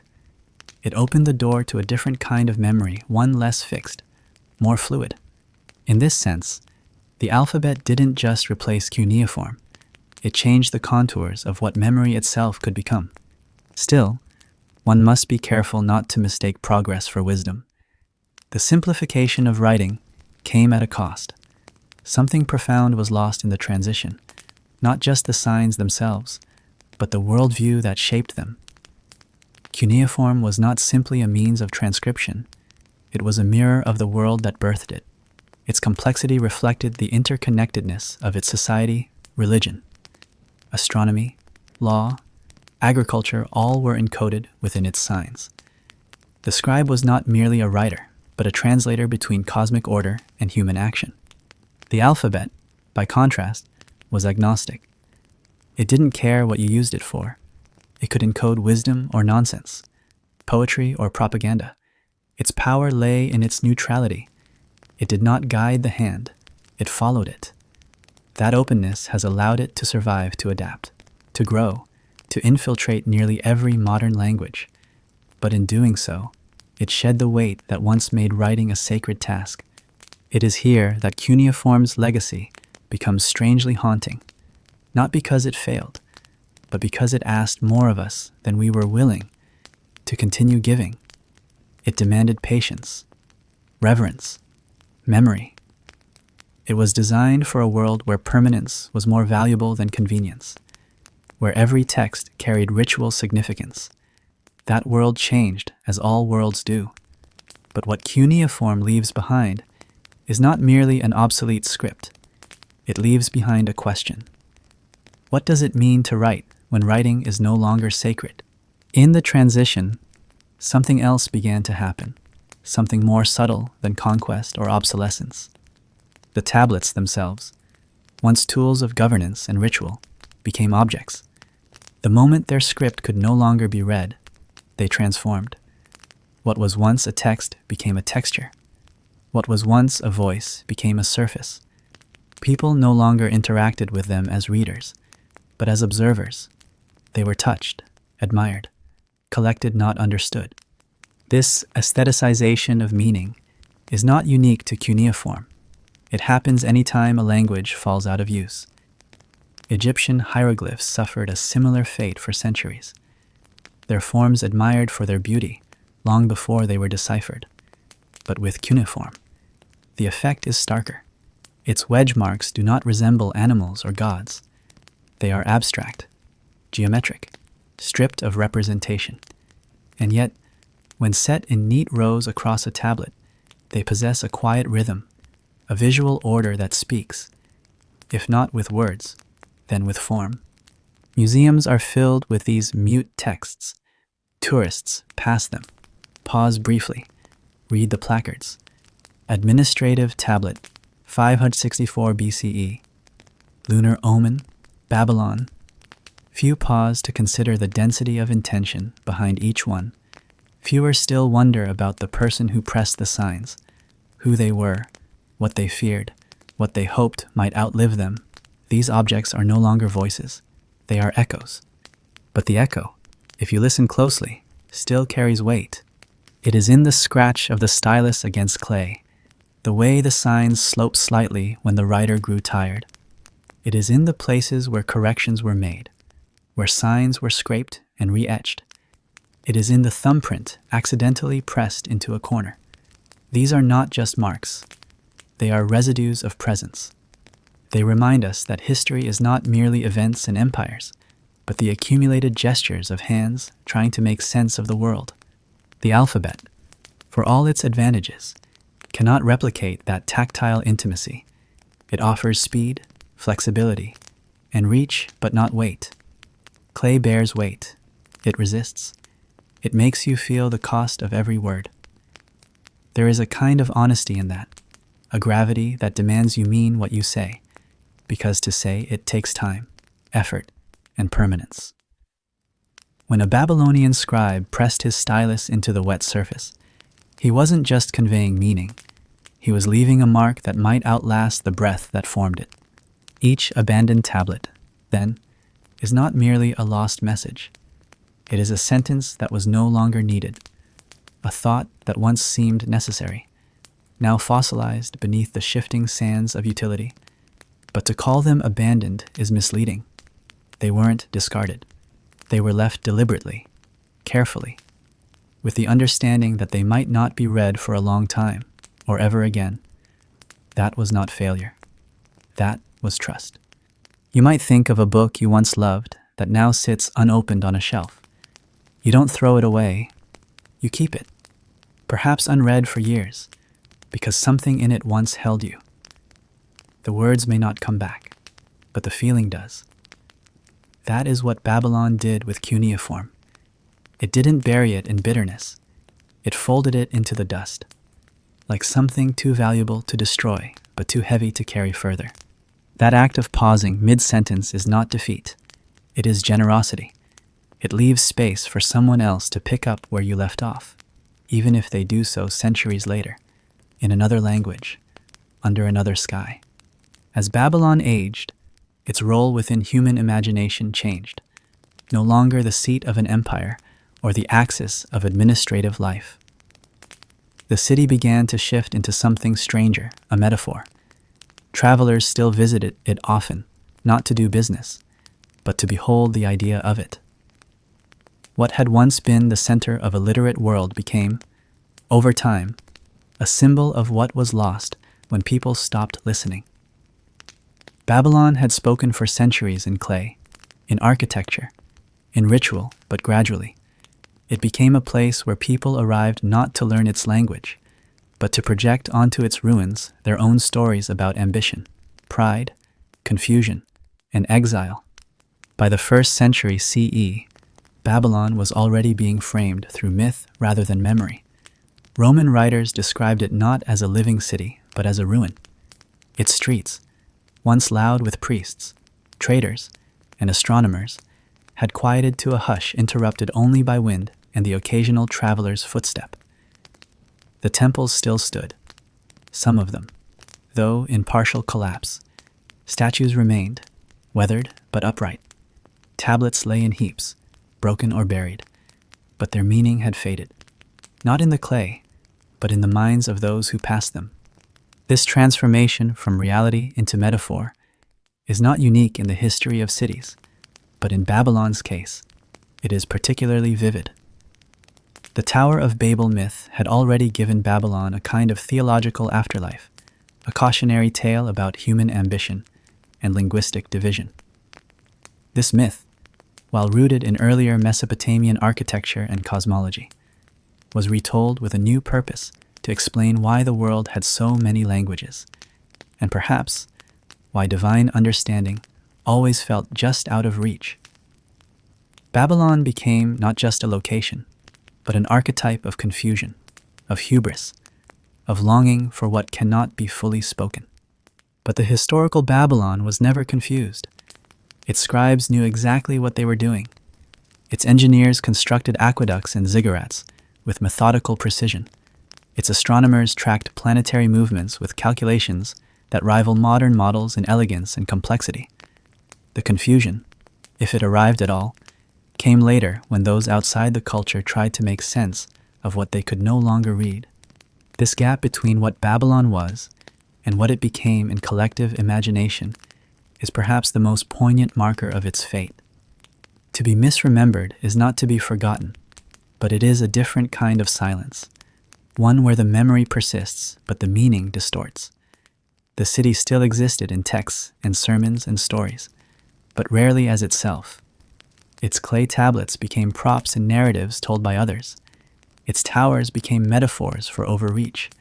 Its gods became footnotes in foreign pantheons. Even within scholarly circles, Babylon's legacy was often reduced to shorthand. For the early Greek historians, it was a place of exotic customs and vast wealth. For medieval scholars, it was a city of sin, a fallen example of what happens when humanity tries to rival the divine. By the time Enlightenment thinkers attempted to recover its real history, the ruins had already been filtered through centuries of theological framing. The actual voices of Babylon, the voices in clay, had long been mute. Yet there is a kind of endurance in becoming a metaphor. While much of Babylon's literal infrastructure decayed, the idea of the city expanded. In art, literature, and scripture, Babylon re-emerged again and again, not because people remembered what it was, but because they needed something for it to mean. It became a symbol of exile and longing in Jewish tradition, of grandeur and collapse in Christian eschatology, of mystery and sensuality in romantic poetry. The word Babylon began to drift from its coordinates on a map to a shape inside the imagination. But the city, for all that, never quite disappeared. Its ruins remained, defiant in their refusal to vanish. Even as its meanings were rewritten, the land held its breath. Archaeologists eventually arrived, not to settle the myths, but to see what the earth had kept hidden. And when they uncovered the tablets, thousands of them, they found not confusion, but clarity. Lists of goods, records of rainfall, letters of affection and concern, debts recorded, stars tracked, hymns repeated. Babylon had not spoken in riddles, it had spoken plainly. We just hadn't been listening. It's easy to forget that a city doesn't die when its walls fall, or its rulers are dethroned. It dies when its language is no longer taught. Babylon lingered for centuries after its political relevance faded. But when the last scribes stopped pressing clay, when the last student left the Aduba, when the prayers stopped being recited in the old tongue, that is when the city became something else. Not gone, but changed. One might argue that every place eventually becomes its own metaphor. The longer it outlives its original function, the more it bends into symbolic shape. But Babylon's metaphor was especially potent because it was born not of absence, but of surplus. Too many meanings had been layered onto it, too many stories told about it by those who could no longer ask it questions. It didn't vanish, it became overloaded. And yet, there is grace in that weight. To be misremembered is still to be remembered. To become a myth is still to echo. Somewhere in that echo is the shape of a voice, not clear, not precise, but not entirely lost either. That echo is waiting, even now, behind glass, beneath dust, between the cracks of old bricks. It waits not to be restored, but to be heard without hurry, without projection, simply listened to for what it was. Somewhere near the end, though no one knew it at the time, a man sat hunched over a slab of wet clay, stylus in hand, shoulders stiff from hours of careful labor. The marks he pressed weren't revolutionary.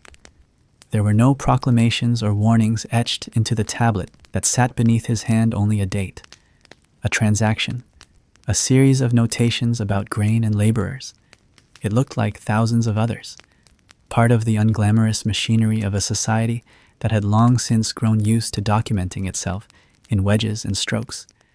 But in the corner, small, deliberate, and strangely personal, he signed his name. This wasn't unusual. Scribes often left marks of authorship, sometimes elaborate, sometimes abbreviated. But this one feels different. It appears on a tablet dated to one of the last known instances of Babylonian cuneiform. And the scribe, anonymous to us except for that fading signature, may have known, perhaps not consciously, but somewhere deep in the rhythm of his work, that he was one of the last, that there would be no next generation of scribes, no new apprentices memorizing the signs, no future audience waiting to decipher what he had written. He pressed the sign anyway. There is an aching dignity in that choice, not because he believed his words would matter, but because writing them, signing them still meant something.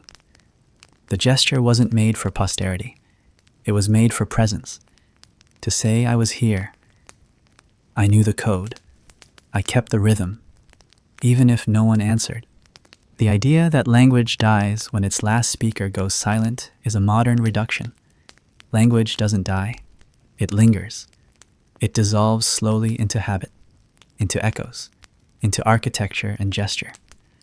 The man who signed his name in clay wasn't preserving a culture. He was participating in it, continuing a breath, even if that breath would not return. If none of this is making sense anymore, you're exactly where you should be.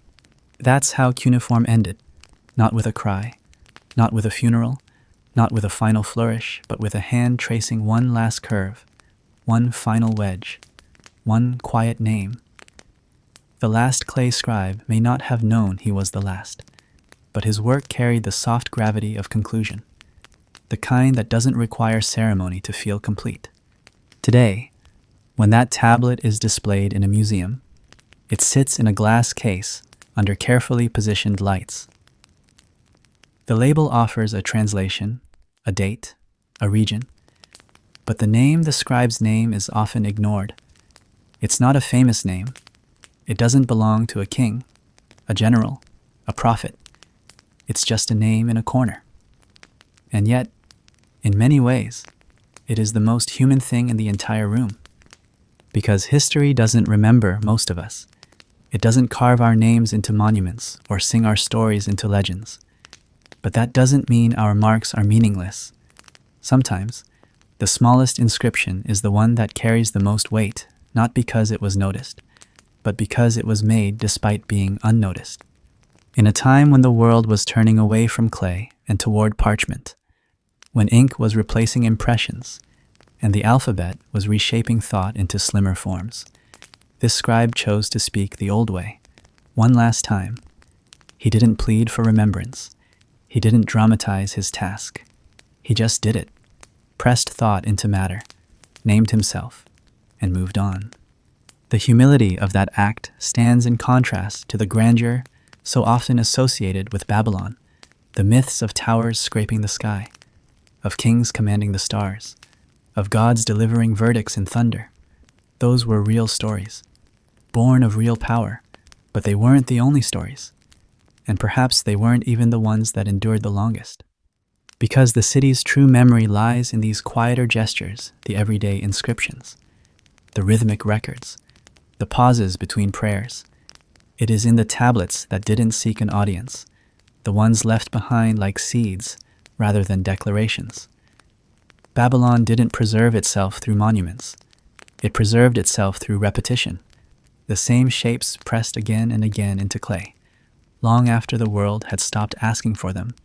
What does it mean, then, to be the last of something? To be the final hand on a tradition, the last breath of a spoken world? It does not mean erasure, nor does it mean defeat. It means becoming a bridge, even if only briefly, between what once was and what will never be again. That scribe, whoever he was, didn't resist change. He simply paused long enough to remember where it had all come from. The weight of remembering often falls not on those who first carried knowledge, but on those who know they will be the last to do so. There is a quiet ache in being the final link in a chain of memory, not because one fears the past being forgotten, but because it no longer knows how to carry itself forward. Babylon's final scribes did not cry out or attempt to immortalize their names in epic form. Instead, they continued to write line after line, tablet after tablet, as if the practice alone could steady something within them, or slow the fading of a language that had once held the stars in place. In the late Babylonian period, tablets show signs of repetition, redundancy, and ritualization. Some appear to be copies of older texts, preserved with remarkable fidelity, even when their cultural utility had diminished.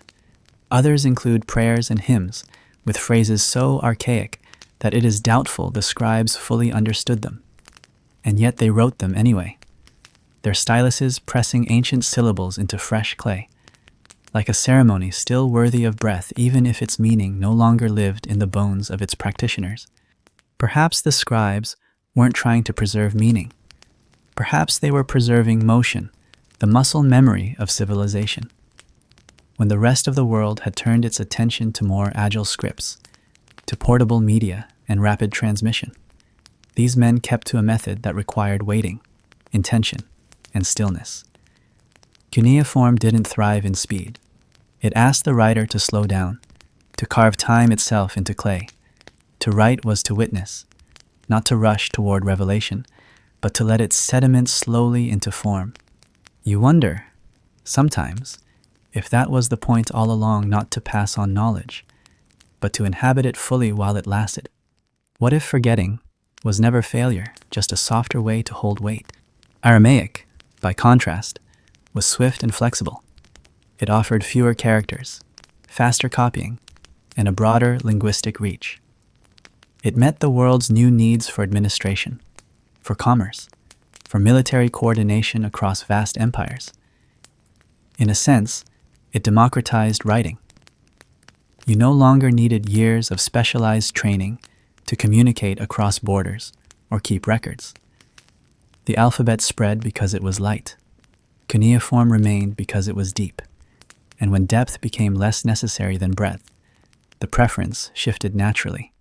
Still, in the quiet rooms of Babylonian temples, cuneiform lived a little longer, not in grand inscriptions, but in modest rituals, a prayer etched not for public display, but for the gods who may or may not still be listening. A student's tablet covered in corrected exercises, likely never intended to leave the room. A star chart referencing ephemerides calculated from traditions no longer used to guide kings, but still aligned to the heavens. The practice of remembering became, in its final years, less about communication and more about companionship. To speak the language of clay was not necessarily to reach someone else, but to remain near those who once did. Each repeated sign was a gesture of nearness, a refusal to let the past evaporate entirely. It was not nostalgia, it was presence. These weren't echoes, they were continuations, albeit ones increasingly out of sync with the world outside. That dissonance is what makes the final centuries of cuneiform so haunting. We are accustomed to envisioning the end of civilizations as violent or sudden razed cities, sacked temples, burning scrolls. But this was something different. This was survival without resonance. Writing that continued long after the audience had moved on. Knowledge kept not to wield power, but because letting it go would have meant letting go of oneself. And so the scribes stayed. In their clay-scented rooms, in the dim light of flickering oil lamps, they copied, calculated, recited, not for glory, not for preservation, but because the act itself held them upright. From a modern perspective, it's tempting to frame them as failures, the last practitioners of an obsolete craft. Men who watched the world pass them by. But that would miss the deeper rhythm. They weren't trying to catch up with the world. They were honoring their part of it, not resisting change, but remembering that something had come before it, that the new language, the new tools, the new systems did not arrive into a void. They arrived into a space once filled with silence carved into form. There's a tenderness in that kind of loyalty, and perhaps a wisdom too. To remain with a language not because it serves you, but because it once held everything you loved. In the final breath of a language, there is often a moment hard to identify, even harder to describe, where the weight of centuries begins to lift not with grief, but with gentleness. It does not mean that what came before is abandoned, nor that it loses meaning.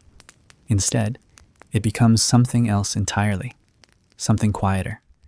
This is the space Babylon eventually entered, not as a place of endings, but as a place where memory no longer asked to be spoken aloud in full. It was enough, in time, simply to remember that something had once been said. The fading of cuneiform was never truly about language alone. It was a symptom of something deeper, the shift in how a civilization related to its own sense of permanence. In the high days of Babylon, writing was a promise what was written would last, and what lasted must therefore matter. Laws were etched with ceremonial force, prayers formalized in durable texts, observations of stars not just recorded, but ritually sealed. The clay tablet, once inscribed, became part of a permanent ledger, not merely administrative, but cosmological. To write something was to stabilize it against time. But as time moved differently, so did the purpose of words. New empires with broader horizons and different needs prioritized movement over endurance. Trade, diplomacy, migration, and warfare required languages that could slip more easily between contexts. Aramaic, and later Greek, provided that fluidity. They spread through voices and ink, not wedges and tablets. They invited conversation, not preservation. The written word no longer needed to stay in one place. It could travel, respond, evolve. Babylon did not resist this shift with violence. There were no recorded revolts against the new scripts, no manifestos by loyalists to the old forms. The change was absorbed rather than contested. Even the last scribes, those who continued to work in cuneiform while teaching their apprentices the new alphabets, seemed to understand that survival did not mean stagnation. They could love the old while accepting the new, and in that blend, in the overlap of tongues and signs, something rare unfolded, a moment of linguistic grace. There are tablets from this twilight period that show clear signs of blending. A document might open in cuneiform and conclude in Aramaic. A name might be rendered in both scripts, side by side, like two hands touching across time. These texts don't feel confused. They feel intimate, as if the writer knew they were not choosing one past over another, but letting both rest in the same sentence. It wasn't betrayal. It was inheritance with variation. You can imagine a young scribe, born into a city where the ancient temples still stood, but the language they had spoken was no longer taught in public schools. His father had trained him in cuneiform slowly, reverently, with long mornings spent copying signs into soft clay, but his tutor at the academy insisted on Greek. He reads Homer by night and the Enuma Elish by morning. And though he cannot say which he prefers, he knows which one the world will ask him to remember. And yet he returns to the tablets, not because they are useful, but because they are familiar. He understands them not only as texts, but as acts. The pressing of stylus into clay becomes a kind of ritual, a breath his hand remembers even when his mind has moved on. He might not write professionally in cuneiform, but sometimes, alone, he still does. That is how languages linger, not through legislation or resistance, but through affection. And when the clay finally hardens for the last time, when the stylus is set down and no new marks follow, what remains is not only what was said, but how it felt to say it. The scholar today who deciphers that final tablet may focus on its grammar, its syntax, the shape of the signs, and how they relate to earlier forms. But somewhere within that analysis is another truth. This was someone's last word in a language that once carried the weight of the sky. The fact that it was mundane, a receipt, a debt, a note, makes it more, not less, meaningful. It shows that the language had become a living thing, something used not just for kings and gods, but for the rhythms of ordinary breath. Babylon did not stop speaking because it was silenced. It stopped because it had said what it needed to say, and because the world, having learned to listen in other ways, no longer required those particular shapes to understand itself. To walk through a museum now and see those tablets behind glass is to pass through the residue of breath once folded into clay. They do not shout. They do not demand. They simply wait not to be reawakened, but to be recognized as having once spoken clearly. Even if this part vanishes, it wouldn't be the first thing to do so quietly. When you stand in a museum, staring into the faint indentations of a clay tablet, you're not really looking at language anymore. You're gazing into time, a moment suspended, a thought arrested before it had a chance to vanish. The object before you is inert. It cannot speak on its own. But that silence is deceptive. There is still something alive beneath the dust and glass, something that once pulsed with necessity. The signs carved into its surface are not ornamental. They are choices deliberate, practiced, executed with a hand that had long learned to trust the edge of the stylus and the weight of the air. What you see is the fossil of a decision. For centuries, these tablets lay buried, beneath courtyards and thresholds, beneath the floors of houses and the shelves of temples. They were not lost because of war or negligence, though some surely disappeared into fire or water. They remained underground because they were considered finished, a contract fulfilled, a prayer delivered, a record sealed. No one expected to read them again. They were complete not in a literary sense, but in a cultural one. The act of writing them had already served its purpose. And yet, buried though they were, they endured. Clay, unlike parchment or papyrus, does not decay easily. Fire, in fact, often preserved them, baking what was meant to be temporary into permanence.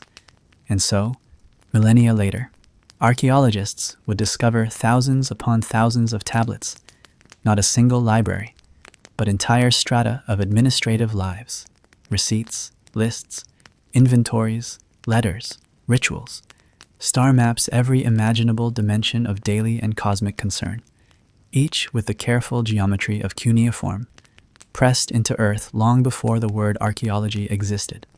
The strange thing is, despite their abundance, these tablets didn't immediately tell us what they meant. For decades, they sat in crates and storerooms, waiting for someone to remember how to read the signs. That memory would not return easily. It would have to be rebuilt, almost from scratch, by scholars and linguists who spent lifetimes reconstructing the grammar and vocabulary of languages no longer spoken by anyone alive. What emerged was not just translation. It was a slow return of voice to things that had long ago gone quiet. And even now, that voice is partial. There are still signs we do not understand, idioms that puzzle even the most seasoned experts, references to customs and rituals that no longer have correlates in our world. It's as if we've managed to revive the body of the language, but the soul, the intonation, the humor, the silences between words remains just out of reach. What we read are not full sentences, but echoes of them, reconstructed carefully, but never completely. Yet even an echo, if it comes from far enough away, can still move us. There is, perhaps, no deeper mystery than how something becomes forgotten. It is not always a matter of violence or abandonment. Sometimes, forgetting is simply the accumulation of other priorities, a slow redirection of attention. The arrival of new languages did not obliterate cuneiform, it merely displaced it. The scripts that replaced it, Aramaic, Greek, eventually Arabic, did not set out to erase. They simply flowed more easily through the world that was forming. They did not need clay. They did not require styluses or scribal schools. They could travel in letters and scrolls, in the margins of notebooks and the mouths of merchants. But what they lacked was the tactile memory of inscription. Writing in cuneiform had always been physical. The act involved posture, pressure, breath. It was learned in the body as much as in the mind. One did not dash off thoughts in clay. To write was to sculpt. The language asked for and gave weight. And perhaps, in its quiet departure, that is what was mourned most deeply. Even now, as scholars digitize thousands of tablets and reconstruct ancient lexicons with artificial intelligence, they face the same limit. A screen can display the sign, but it cannot recreate the hand. A font can imitate the shape, but not the sequence of muscle and breath that created it. What is lost is not only linguistic, it is kinesthetic. The way a person once bent over the clay, listened to the soft squelch of moisture beneath stylus, paused before each wedge that cannot be archived. And so, the silence remains, not because we lack the tools to understand, but because understanding is never only a matter of decoding, it is also a matter of inhabiting. And we do not live in the world that made these marks. We can study it. We can admire it. but we cannot return to it. Still, there are moments rare, brief, when the gap seems to narrow, when a translation of an old proverb suddenly feels familiar, or a lunar calendar aligns with a present-day phase, or a prayer to a forgotten god echoes the cadence of your own private hopes. In these moments, you are not in a museum. You are in a room where someone once whispered into clay, hoping their voice might outlast the night. Some fishermen, near the Tigris, still mutter words that are not quite Arabic, not quite anything else. Scholars believe some of these phrases are vestiges of ancient blessings, spoken more from rhythm than belief. No one writes them down. They're passed from voice to voice, like breath that forgot it had a beginning. These are not deliberate preservations. They are remnants, linguistic sediment clinging to the edges of daily life, unnoticed but not yet extinct. This is what language does when it dies well. It doesn't disappear. It transforms. Some parts fossilize, others scatter. A few survive in rituals or jokes or idioms that no longer make sense but still feel necessary. And sometimes, when history is lucky, a scholar finds a tablet, a pattern, a phrase that reawakens a sliver of what once was a world entire. Babylon did not vanish the way cities usually do. It wasn't conquered and razed in a single climactic blaze, nor swallowed whole by flood or fire. Instead, it faded with the kind of patience that makes you wonder if disappearance was ever the point at all. Streets once crowded with processions turned to dust, not from violence, but from time. Temples were emptied, not desecrated. The bricks still held the heat of human planning, even as they crumbled into silence. Babylon's decline, much like its language, happened not with a collapse, but with a gradual unfastening. By the early centuries of the Common Era, those who passed through what was once the heart of Mesopotamia saw not a city, but a landscape of fragments, columns broken at their bases, stones scattered like forgotten syllables, doorways leading nowhere. Some tried to sketch what remained, mapping the ruins like wounds that might one day heal. Others, especially the early chroniclers of new empires, romanticized the desolation, imagining ghosts among the stones, whispering remnants of divine arrogance. Yet Babylon had not been destroyed in judgment. It had simply fallen out of use. You could say it became a sentence left unfinished, a thought paused so delicately that no one dared resume it. Like cuneiform, the city itself transformed from utility to metaphor. It was no longer a place to live. It was a place to contemplate. Travelers describe the air around the ruins as strange, heavy as if the city were still exhaling something old, a breath so slow it stretched across centuries. Some stood on the broken steps of once mighty ziggurats and claimed to hear echoes. Most likely it was the wind, but there is a difference between what we can prove and what we feel drawn to believe. You stand there, too, now, or someday, maybe not in Babylon itself, but in the presence of its remains, a museum case, a weathered stone along a forgotten trail, a cuneiform tablet whose signs you cannot read, but which still draws your eyes as if they recognize something in you. And you wonder, without needing to ask aloud, what it means to stand inside the afterlife of someone else's certainty. The knowledge once stored in clay now lives inside scholarly databases, cataloged and cross-referenced, marked with provenance and transliteration.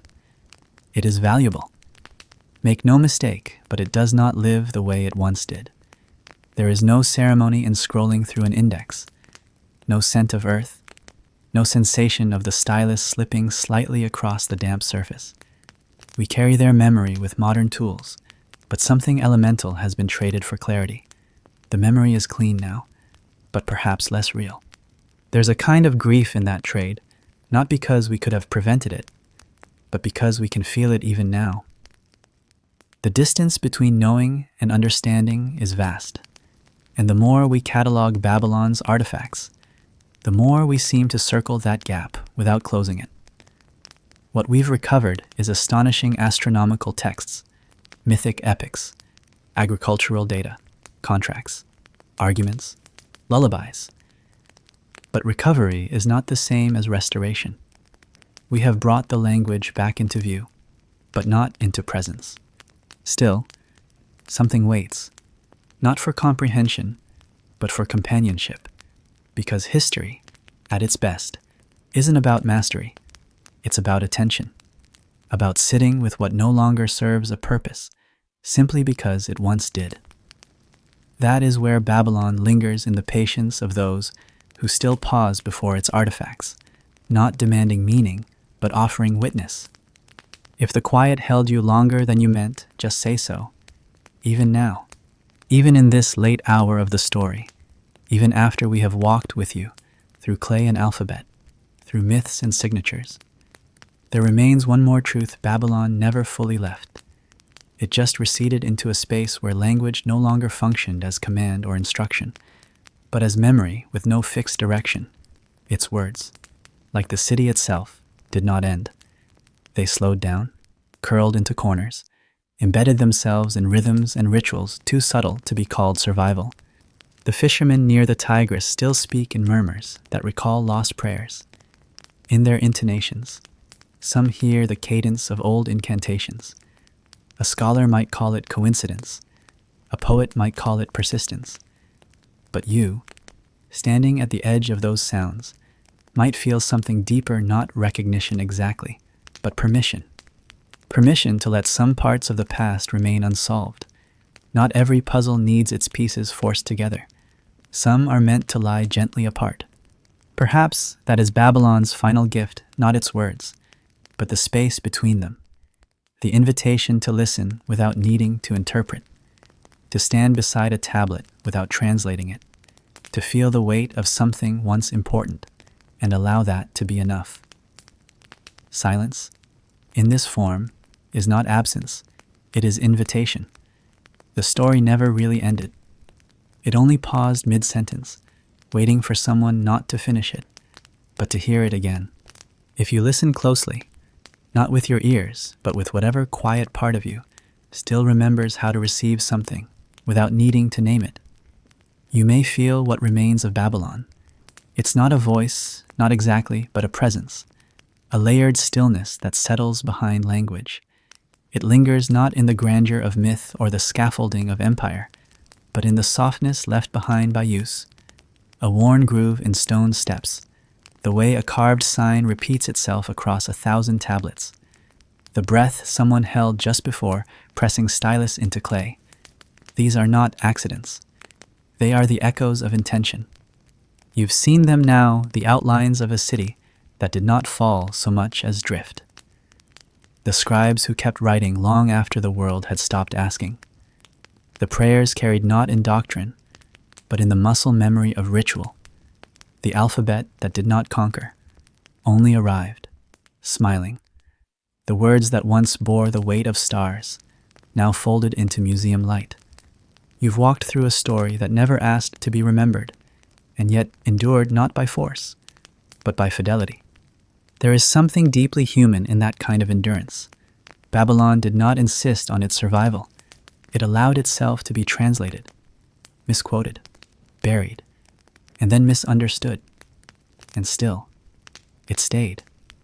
It waited. Not to be restored to its former place, but to be acknowledged for what it had been. That is a rare form of patience, not clinging to importance, but trusting that somewhere, someday, someone might listen long enough to feel it. You do not need to understand cuneiform to feel its shape. You do not need to speak Akkadian to sense the rhythm behind the lines. What matters is not comprehension, but presence. To witness the remains of a world and offer it something more than curiosity, to offer it care. That, perhaps more than translation or scholarship or cataloging, is what brings the past close. In a quiet room, a single tablet sits beneath glass. You know, intellectually, what it contains, a record of livestock, perhaps, or a prayer to a deity whose name has long since lost its accent. But you linger, and in the lingering, something shifts. You are not reading history. You are being read by it. The tablet does not speak, but you hear it. Not in words, but in the hush that gathers when memory is given a place to rest. The weight of Babylon is not in its ruins, or even in its myths. It is in the decision to remember without needing certainty, to hold something that no longer explains itself, and say this mattered. Even now, this was someone's language, someone's sky, someone's map of meaning, pressed into clay not for glory, but for continuity. You've come this far through breath and silence, through names barely spoken and meanings half faded. And if you have stayed, if you are still here, then maybe what you needed tonight was not a story with a lesson or a fact to be memorized. Maybe it was this, the soft reassurance that not everything has to resolve, that some things, like Babylon, remain beautiful precisely because they never finished what they started. You've heard enough for now. Let the story finish itself without you. And if you're still awake, maybe the silence felt less alone this time. This was Boring History Nights. Until next time, drift softly and stay.